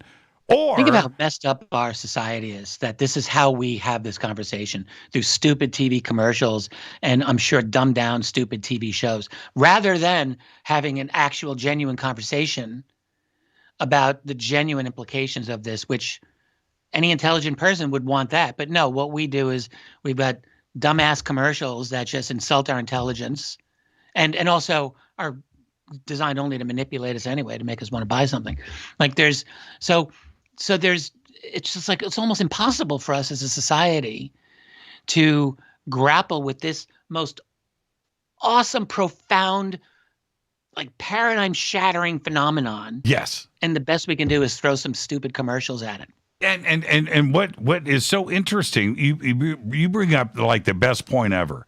I selectively choose my programming today a la carte, right? That's what I do. I'm not watching regular TV. I'm not seeing commercials. I don't know what's going on out there in the real world and what people are seeing. I'm just not. I watched the Super Bowl. So then I was exposed to something that I haven't seen really in years. Commercials, right? I haven't seen it. Right. And this is what is being broadcast. This is what companies are paying for. The marketing companies that develop these campaigns with millions of dollars invested in marketing money. Right? Did they have another Illuminati halftime show? They absolutely had an Illuminati halftime show. Yes. The craziest stuff that they do. Like, it's mass hypnosis. Like, I mean, can we all just like say this for a change? Like, what happens? This is why I don't watch. I love football, but I don't watch the Super Bowl anymore. I haven't watched it in years, and I haven't watched it in years. I haven't watched it in a long time. I don't want to participate in this because it's a cultural entrainment. It's like magic. They're like doing magic on us in their own way. Like, I really believe that now. I mean, I don't know if they're I don't know if it's actual like Aleister Crowley type magic, but maybe they think that's what it is. Remember 1,000 years ago, Alex Jones broke into the Bohemian Grove with his little camera on his hat, you know? And I mean, that was actually a pretty badass thing. And he goes in there and they're doing this ritual, this crazy, creepy ritual. Like, the masters of our universe, they actually do this stuff. Yes. And we used to be able, for a little brief time in our history and our society, to be able to talk about it. And like, we can't talk about this anymore. But something is going on with the Super Bowl and with the cultural entrainment and programming, literal programming of us, that we have to become aware of. And so I don't like to participate. It's hard enough for me to keep the walls up, to keep all that crap from getting into my head. It gets in anyway, because it does, because it's just that good. But I don't have to facilitate it consciously. F that. I'm not going there, and I won't give them that. You know, it's so funny knowing what I know, knowing what you know, knowing what this audience knows, and you go and you watch something like the Super Bowl, which is watched by 100 million people all of the time. Well, less and less. They really tanked in their ratings this year. It was down a little bit, but the point is, for me, I'm watching this UFO alien invasion disinformation campaign for 4.5, 5 hours. It was insane. It was insane. It was insane. It was insane. I bet. So then the question is, like, I'm sure people listening are wondering, what's going on with that? It sounds like this is a concerted, coordinated thing. Unless like one ad company is like doing all of these companies like, hey, we're going to do aliens this year. But somehow I think it's probably a number of advertising companies, and maybe they all talk to each other, and it's like, okay, this is the year of aliens. I mentioned that a few times. I'm just wondering if they were just in communication with each other, that this is an alien year. Yeah, this is they get their marching orders from somewhere. Yes, probably. They're going to Coca-Cola. Look, General Motors is doing aliens. I think we need to get Sukalos in here, you know. I mean, I'm laughing, but it's sad, and it's actually pathetic. It's just like we have just devolved. We actually once had this nobility about us. I really think that we did, or at least we tried to, even if we didn't really achieve it. But now it's like they just throw in the towel. No one cares anymore. We walk around in sweatpants and sneakers, or they're without belts, and then we put these commercials on because we don't really give a crap about any truth. No one cares, and it's sad, but it is what it is. You know, when you have the Marvel universe, right, which is this, multi-billion-dollar brand, delving into the subjects of multi-world, parallel worlds, time travel, ET, the universe, races, planets, interplanetary war. All of these things are played out in this brand that is so huge that everybody is talking about these different concepts that before it was just you and I and the UFO community talking about. Well, you just can't offend China, but you can talk about everything else. That's right. And so my daughter, or many other things. My daughter Deanna, this is a couple of months ago, comes into the bedroom. Now, just announced to Rita and I, and Deanna doesn't follow this show. She doesn't ask me questions. She just doesn't, and I get that. That's cool. We have that line in the sand. But she comes into the bedroom and she goes, we're living in a simulated world. And I said, excuse me? And she goes, yeah, everything around us, this is binary. This is code. This is a simulated world that we're living in. It's a computer program. How old is she? 25. And I said to her, where are you getting this from? She goes, this is all me and my friends talk about. We all know that this is real. Now I have to step back, Richard, and ask myself, where did they get the information from? One, probably not Nick Bostrom directly. No, I doubt they're getting it from TikTok. Maybe they are. But she said that this is fact, and this is all that their friends talk about. Now, that's interesting. She would just say it's fact. Yes. Oh man. Oh, she straight-faced me. Just. Yes. Now, do I step back as a father and go, okay, it's the movies they're watching, it's this, but they're getting this information from somewhere, and they sit around and talk about this stuff, and I find it fascinating. I think it's great to discuss it as a valid hypothesis, one of several. We all know, but she probably heard Elon Musk saying, our odds of living in base reality is like 1 in 1 billion. So, I mean, and Musk is the master memer of Twitter, and he's not just a multi-billionaire, he's socially media hip and everyone knows him. Maybe that's where they heard it. But what's the one thing that just disturbed me a little bit, and I mean, I'm sure your daughter's lovely and I know you love her, but the fact that she would say that this is unarguable fact. So to me, there's something, and it's not just her, this is the entire, should I say, generation? Yes. No, I'm not. That's where I'm at with this. Yes.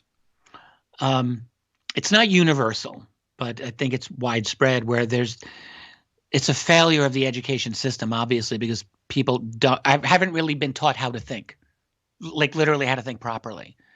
Thinking isn't just something like the stuff that's in your head and you're thinking. No, you're not really thinking. Thinking is a process, and it requires a methodology if you're going to do it the right way. But isn't that... Right. And I don't think they're doing that. Or are they doing it the correct way by thinking alternatively and thinking outside of the box? No, that's not correct. It is correct if you're thinking outside the box by asking questions that are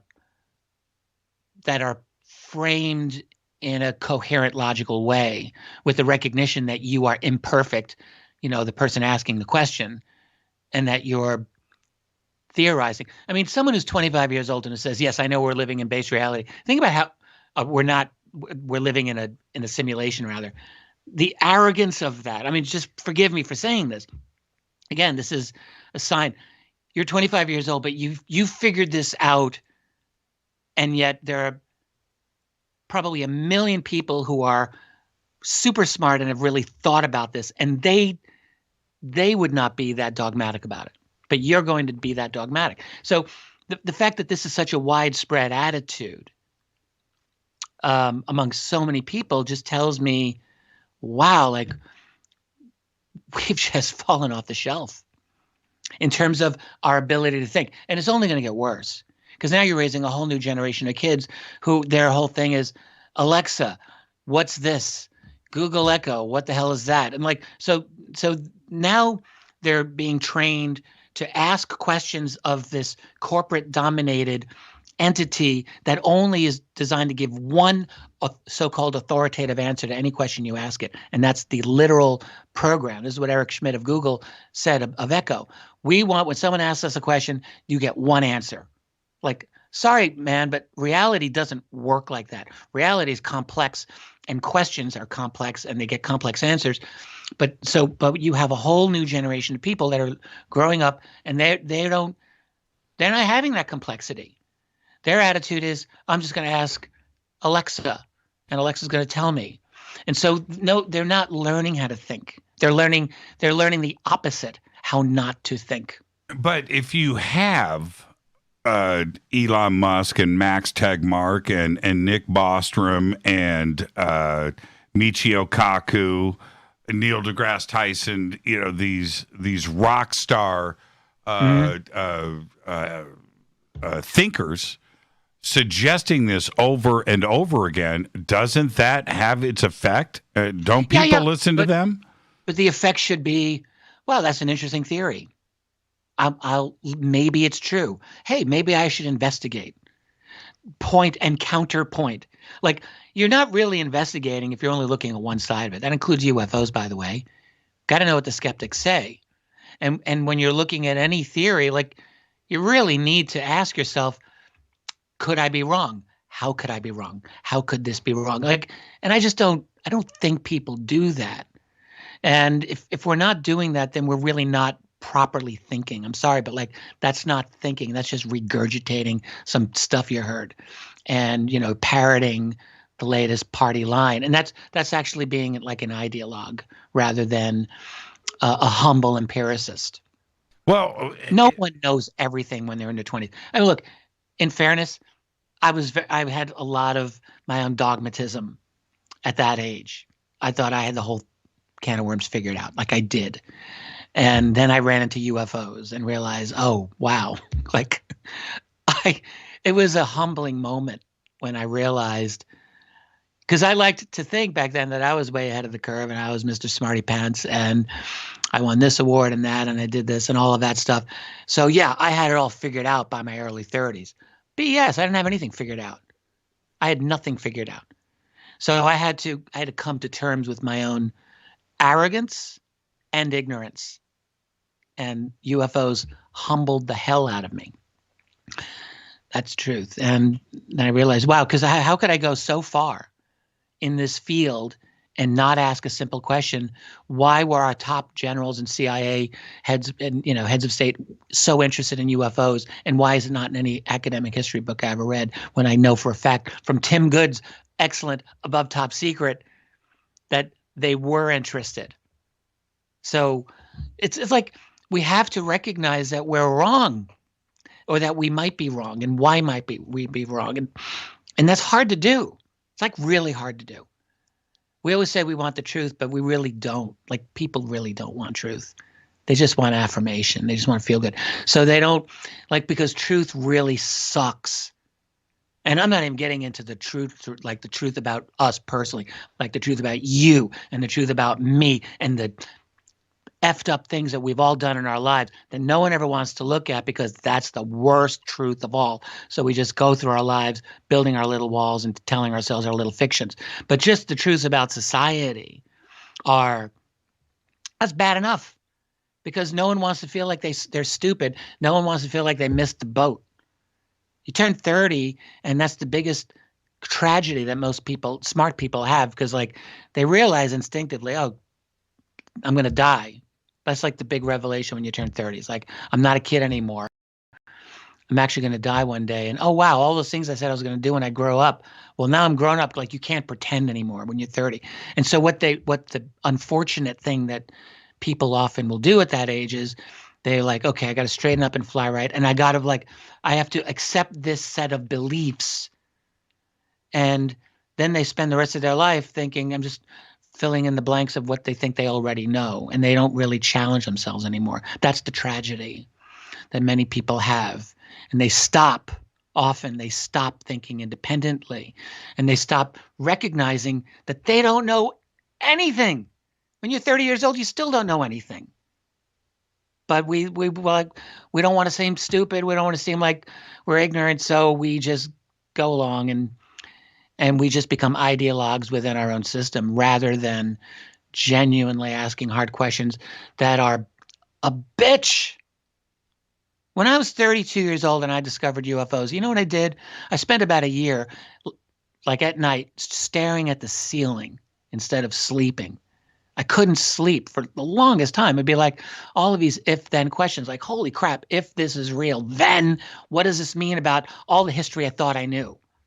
Which I obviously missed a big, big, big, big part of it. Like what I thought I knew about John F. Kennedy, or what I thought I knew about Eisenhower, or the U.S. military, or the media, or the political. It just kept going on. It was enough to make you go crazy. And also, I'm sorry, I'm going off here. Forgive me. I love it. But I was at a point where I thought I wanted to teach at a university. And I'll tell you something, when you're in that environment, you want to talk about the pressure to be a smarty pants. I was like, I can't have these doubts. I've got to go and I have to know everything. And so it was this horrible emotional crisis.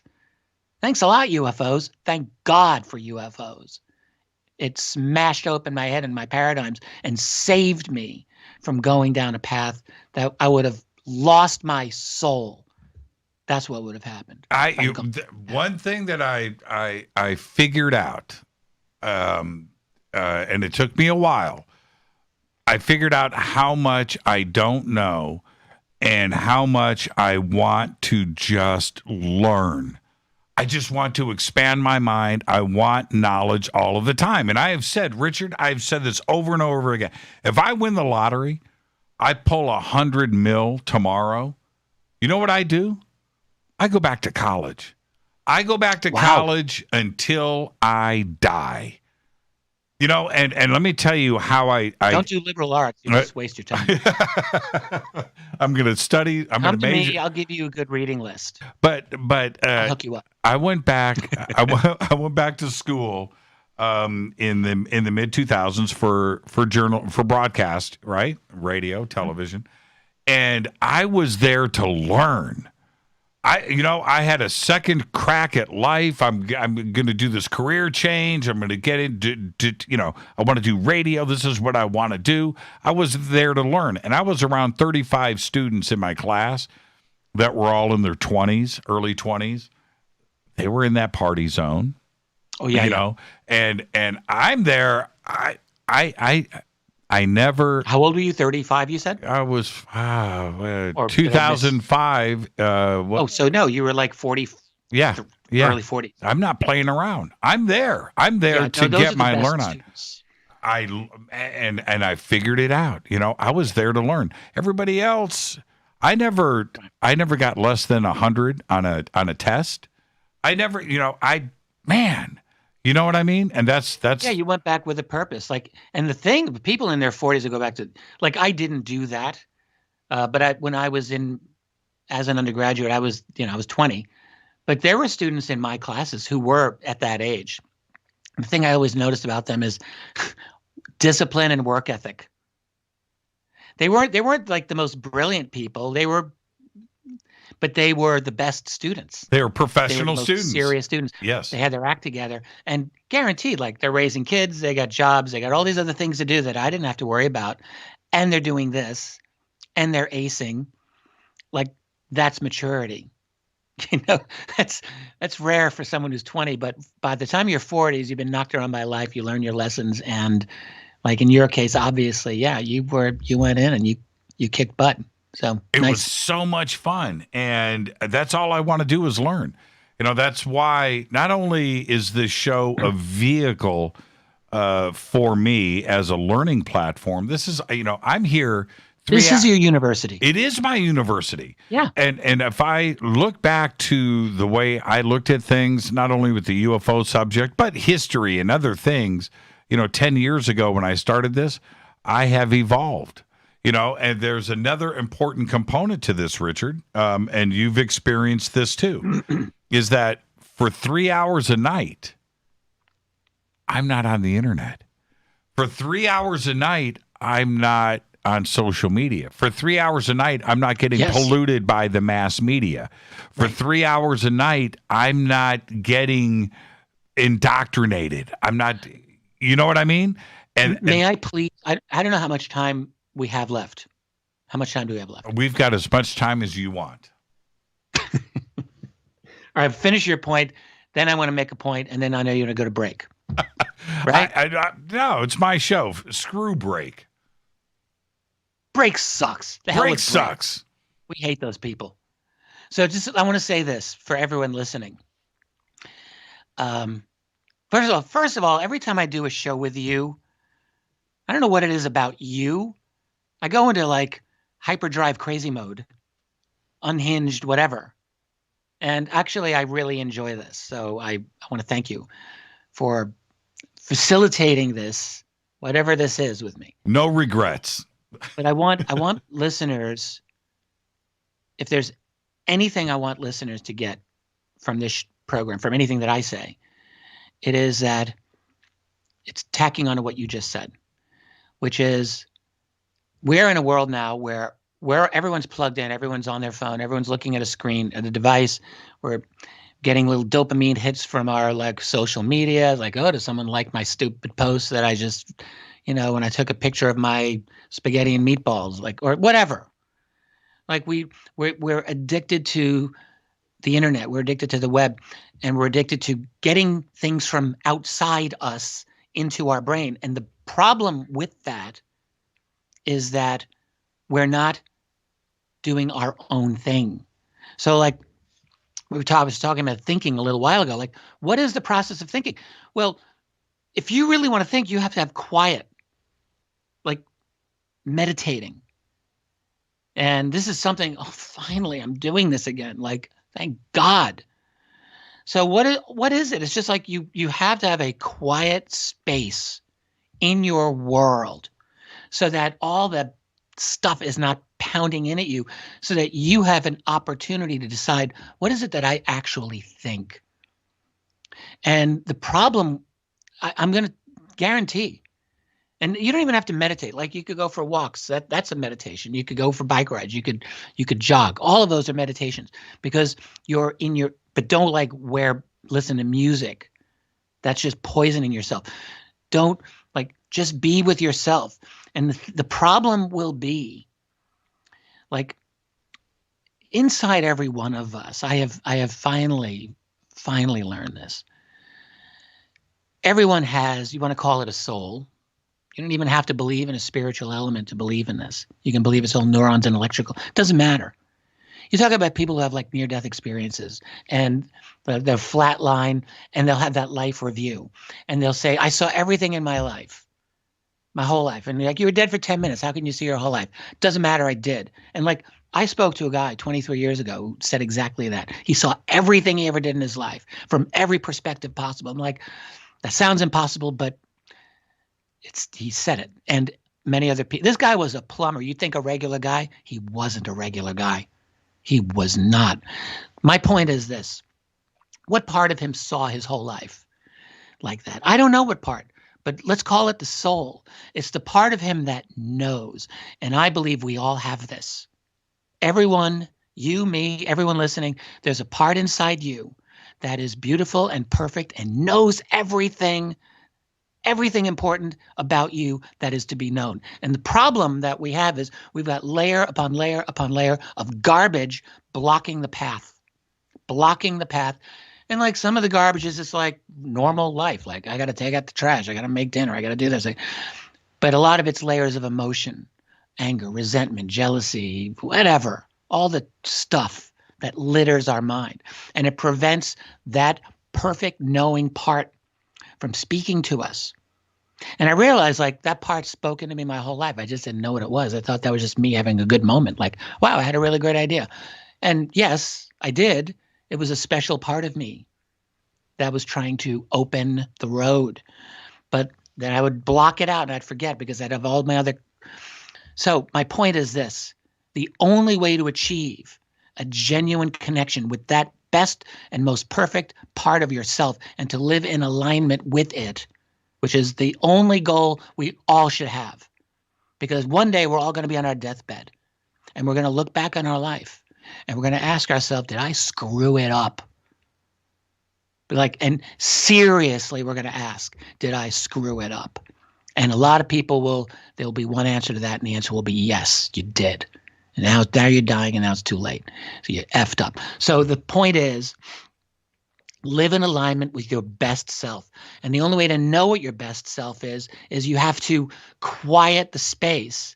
You got to clear the lane, man. You got to clear the crap out and listen for it and ask it.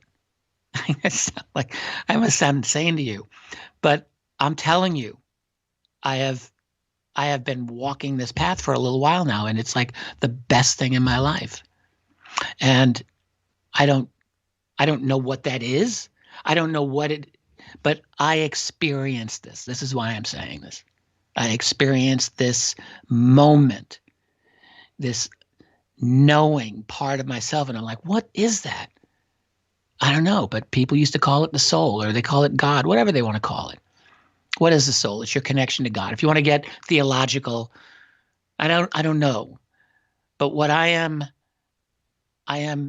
encouraging people to find a way to push all that crap. I'm trying not to use the wrong language here for you.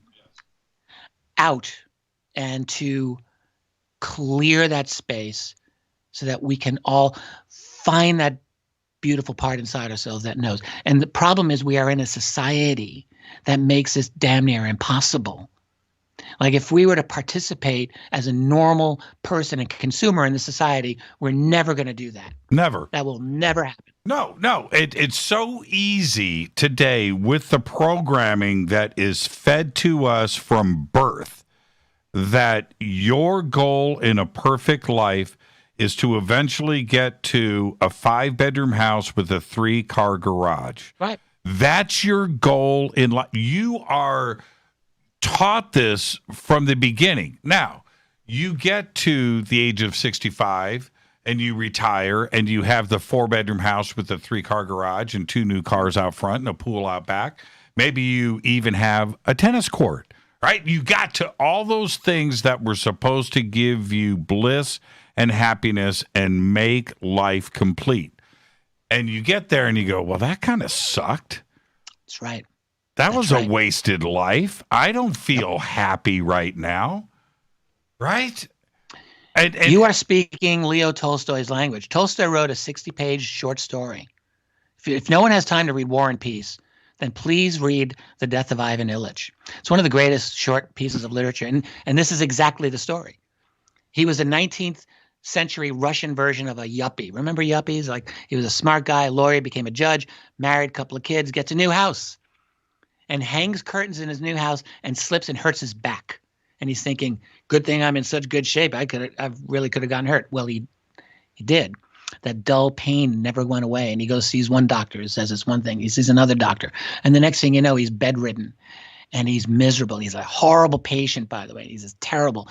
And he's like, gets to a point, he's in his, I don't know, his 40s, and he realizes, oh, wow, I think I'm going to die. Like, I think I'm dying. And that's interesting. Like, Tolstoy is just such an unbelievable genius.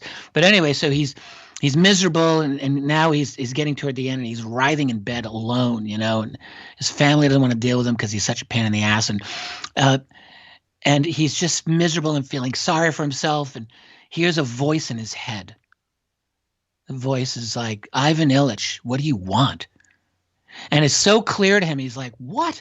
Who the hell said that? Like, but he answers it because it's so clear. And he says, I don't know. I want this pain to go away. How about that? And the voice is like, all right, so you want the pain to go away. Is that really what you want? What do you really want? And he says, I don't know. I'm miserable. I would like to be happy. I guess I'd like to be happy. And the voice is like, okay, when were you happy?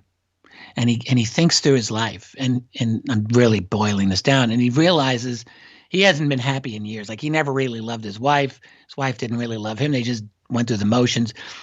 His career, like his stupid card games, like, he wasn't happy, and he was young when he was happy. He was like a young man. He had friends. And then he realized, as a child, I was the happiest. I was surrounded by people who loved me and who I loved.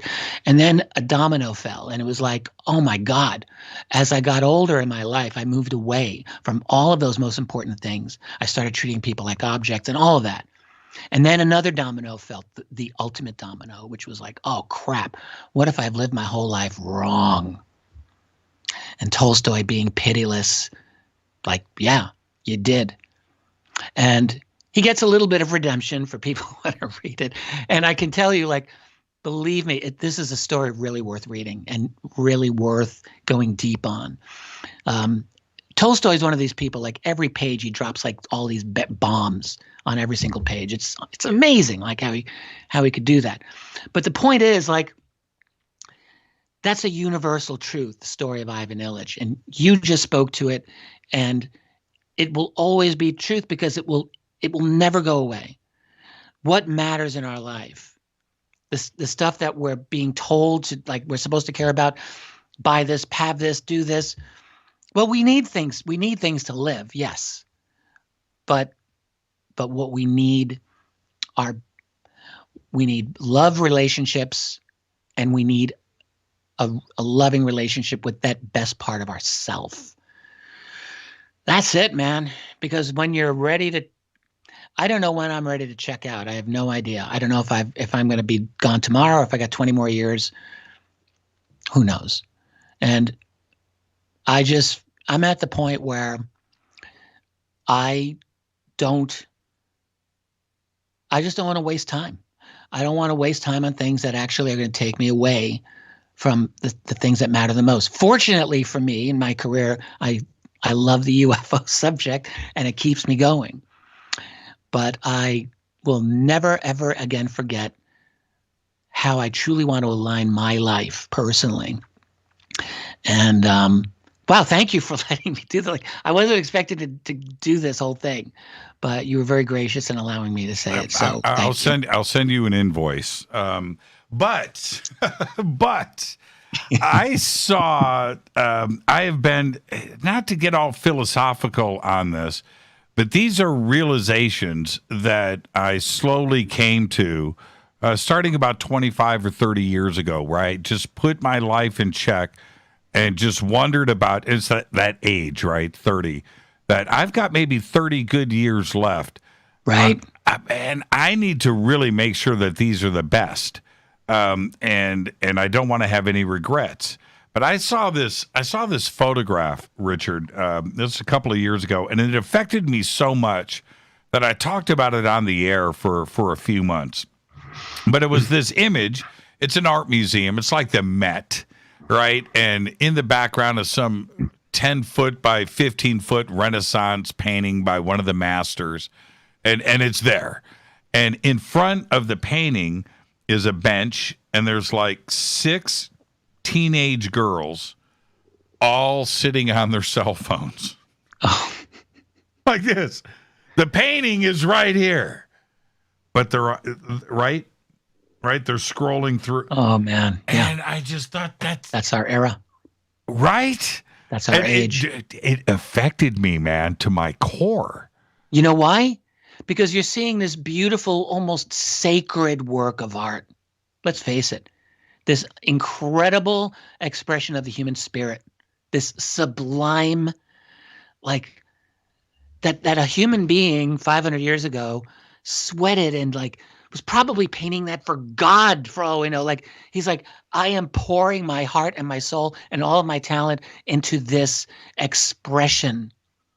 And now 500 years later, that person's dead, but that beautiful testament there, and these oblivious girls are just on their phone. Have no sense? Have you gone up to a painting and just started crying? Yes. Tell me about it. What was the painting? Yeah, it was in London. I was in the London. What is it? The National Museum? Is that what it's called? There's a Leonardo painting that I had seen images of, and it's of a Madonna with the child, right. Mary and baby Jesus. Like, that was a very popular theme back then. There were a lot of masters who did it, and Leonardo did several of them. And the one in London, I think what blew me away was the size of it. Like, so you go into this separate room, and also outside the room is was medieval art, so from an earlier period. And there were some great medieval artists, actually, but then you get to Leonardo, and like, this is orders of magnitude beyond. So it was that, and I walked in, and the lighting around the painting was perfect, of course, and the painting was probably like 7 feet tall. I don't know, it was huge. At least it felt like it was. And I don't know if I cried like sobbing, but I felt overwhelmed with emotion. Like, it was one of the most, it was actually really one of the most beautiful experiences of my life, to be honest with you. I ended up buying the print at the museum. I did the same thing. The print was a little too dark and didn't do justice to my experience. And, that's how it is. But it's amazing when that happens. And to think that somebody's missing a possible moment, that apparently the likes on their social media feed is more important than taking a moment to what is sitting to your left. I had that moment. I had that moment where I've had it a few times, but one where I was just crushed. And it was Claude Monet. It was here at the Getty, here in Los Angeles. The painting, Richard, look at the camera. The painting was about this big. Okay? So small for people who don't see this. Yeah, it was like, I'm guessing 18 by 14 inches, right? Okay. And I'm going down, and it's in a long line of artwork, and it's there, but nobody was standing there. And I just kind of stepped up, and I looked at it, and it was like almost immediate. Right? And I started crying. Fabulous. Yeah. And all it was 2 boats. One boat in the front and a little one in the back. It's like gray and fogged out. This sailboat with a guy in the back of the sailboat, and it was small. And I was crying uncontrollably. That's beautiful. Actually. Yeah. Isn't that great? It was just because you got into this moment. Like, I mean, is it Monet's best painting? Probably not. Doesn't matter. You somehow you got into this. I'm just going to dare say that you got into Monet's spirit in a sense. Like you just experienced, for that moment, you experienced maybe what he was trying to create. 100%. That's what it was. Yep. And so that possibility is available to us every single moment of our lives. And I feel bad for those teenage girls like that you were describing. I'm not angry with them. I'm not even looking down on them. I feel sad for them because in a sense, it's not their fault. Like they were born into this society, and they're like, there's all this pressure on them to conform socially, and like there's no incentive for them to think intellectually or even at a deep spiritual, philosophical level. Like it's probably not there. And so this is what they do. And like some of them will get older and they will realize like, holy crap, like I've been throwing my life away. Like some of them will get to that point. And, hopefully, but it's very difficult and it's painful. But once we get to that point and we realize like we actually can live, we can live with our authentic being and our authentic self. Like that's the most rewarding thing. Like, so, better late than never. And I'm speaking for myself here. Better late than never. I don't want to waste a moment. I just don't. All I want to do is learn. I just want to learn. I just want to learn something every single day. I just want to expand my mind. That's all I want to do. There's only so many minutes left. I don't want to be, going back to Tolstoy, right? If Tolstoy knew about the internet, that would have been a whole different book because, or no, maybe it would have been the same thing. In that I don't want to be at that point where somebody says, okay, man, tomorrow is it, right? Tomorrow's it. And I don't want to be sitting there going, okay, where did I waste my time? I wasted my time on a social media feed. I can't get those years back, right? Years, wasted years. How many times was I mean to somebody? I can't get that back. I can't get that back. How much time did I spend being angry, thinking about being angry? You can't get that time back. It's one of the worst poisons. I just wrote a piece on my website on forgiveness and why it's important. And I don't want to get into this whole thing here but basically I think, there's two reasons that come right off the top of my head why forgiveness actually is so important. And it's kind of timely now because we're in a society that doesn't like to forgive anything. But first of all, when we're angry with someone, chances are we don't really understand them fully anyway. Like, let's face it. But the other thing is like when you don't forgive, you're holding anger inside yourself. And that anger breeds resentment, and that resentment breeds a sense of entitlement. And with a sense of entitlement, that's when we're most at danger of just doing bad things, of acting in inhumane ways. And so therefore, I think like you have to forgive, even for people who do awful things to you, like it's in your best interest. The hell with them. It's in your best interest to forgive them so that you can move on. And that's hard.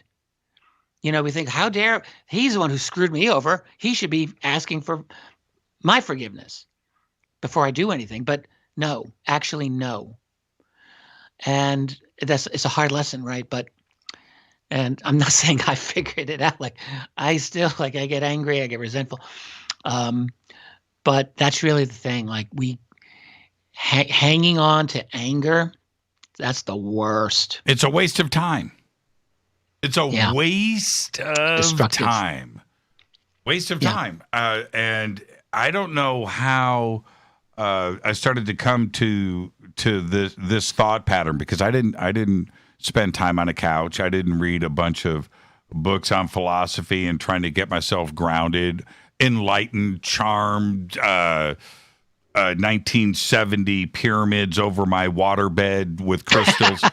No, I didn't go.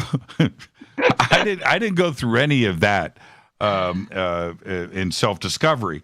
But I stumbled upon this myself with some of the mistakes and things and experiences that I've had growing up, and that I don't want to relive those things. I need to grow from those things, and I certainly wasted a lot of time having fun, which I won't trade that in.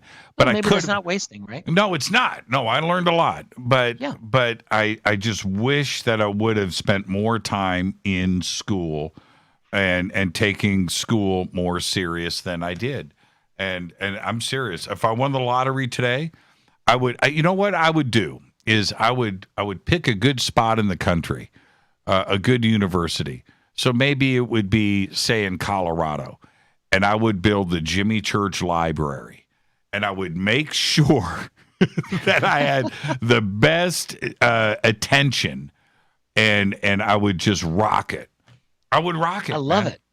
I would Fabulous. I would take this. Now, people say that they want to travel or they would do this or whatever. Okay. But I would take the time, which I don't have now, but I do want to go to Egypt. I want to go to Greece. I want to go to Armenia. I want to go to China. I want to go to Russia. I want to do, throughout Central and South America, these crazy sites historically that mean so much, right? And try to get to the Lascaux caves in France. Go do these I don't know things. If you get into those, that would be amazing. Exactly, and try to knock some of this stuff out. That's what I would honestly do. Life is short. Yeah, and every moment we have is a gift. That's the truth. And so the question we can ask ourselves is, what are we doing with this moment? Because you don't have the past, that's gone, and you don't have the future. The only thing that we have literally is right this moment. And so what are we doing with it? Are we tripping out into a little fantasy land and like spinning out into whatever our little mental universe is? Or are we actually experiencing this incredible miracle of reality, which is all around us? And just how awake are we? And, none of us are awake all the time fully. I mean, but, we can try. Experience and be grateful. Sean Carroll, in his latest book, the physicist Sean Carroll, says one thing. He says a lot, but there's this one thing that just, when you hear certain things, Richard, you get poisoned in that you can't get it out of you. It messes you up. It just messes you up. And he said this one thing. He goes, look, we have the past, present, and future. And the past, that is 1 second ago. You remember it, you see it, but it's gone. And that bastard. Man, that's like the heavy. Why do you got to do that to me? It's 1 second. You can still see it. He's messing with you, man. And it's so true. No matter what, all the power, all the money in the world, that fleeting moment, because it's always moving forward. It's always moving forward. You don't know the future. It's right there. You have the present, the past, which is a second old. You can't get it back, man. I love the fact that we've got these little mysterious, frustrations. I can imagine if there are other entities in this universe, some of whom are hanging out with us right here on Earth, who might be able to perceive space and time differently than we do. And they may not have that confusion or that sense that we do. But I like what we have. Willie Strieber once wrote a piece many years ago about that. And his take on this was that these beings, they don't experience time the way we do. So they are outside of time. And it's like they know things. They know everything, right, in a sense. And in his opinion, that's almost boring for them. And they actually vicariously like what we're like.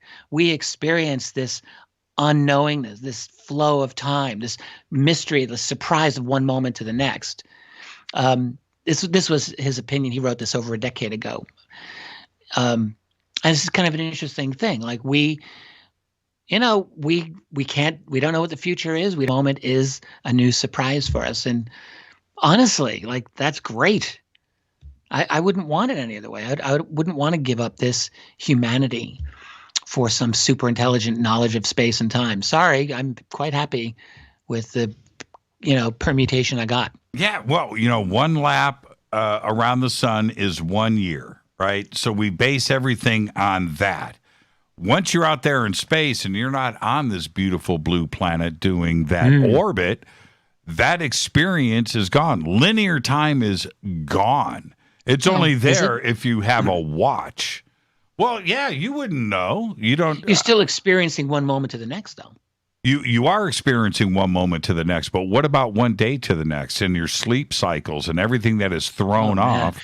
Yeah. It's now just one long moment, isn't it? Isn't it just one long experience at that point? Wonder what that would be like. We need to smoke some weed one day, Richard, and discuss this further. I don't One smoke day? weed, but Oh, yeah. Well, you would never do that, Jimmy. oh, Richard, thank you so Look, much, I my don't do friend. hallucinogens, but I will do my weed. You will? Yes. You know, I haven't smoked weed in 20 years. Oh, well, good for you. Yeah, 20 years. I do edibles like maybe once a year. It's too strong. Well, I don't want to say like I smoke weed all the time. I don't. But no, I think it's, with the proper usage. I love weed. In my opinion, it can be a good thing. I Don't love become a pothead. People listening, like I got friends and they are definitely potheads, and that ain't good. See, check this out. Look at the camera. See that tattoo? I'm trying to. What does that say? What is that? That says Panama. I've smoked. I've smoked my share of weed. Yes, I've smoked my share of weed. I wear it on my sleeve. Indeed. All right. You do. You literally wear it on your. I do. Okay, Richard, we're out of time. We just went. Yeah. We just went pole to pole. Thank Tracy. Just really quick, man. When can we expect Volume 3? Well, I don't. I actually say now that I'm genuinely like in the thick of it. Not less than a year, but not more than 2. So, yeah, 2022 sounds about right to me. I think that's actually achievable. That ain't right. What can I do to motivate you? I'm motivated. You can't motivate me anymore. It has nothing to do with motivation at this point. It's just work. That's amazing. I can't wait for it. My It's friend, just work. thank you so much. And again, give our best to Tracy. And I will. And we'll do this again as soon as we can. Thank you so much. a lot of fun. This is awesome. Richard Hope Dolan. people enjoyed it. The absolute you best. allowed me to get a little unhinged tonight. I'll Even send- more than usual. I'll send you the file and you can share it with all of the Dolanites. Thank you. Is that what they're called? Will this be on the tube of you? It'll be there, but I'll send you a clean file. Thank you. I said, are they called the Dolanites? What are your? They some of them, yes.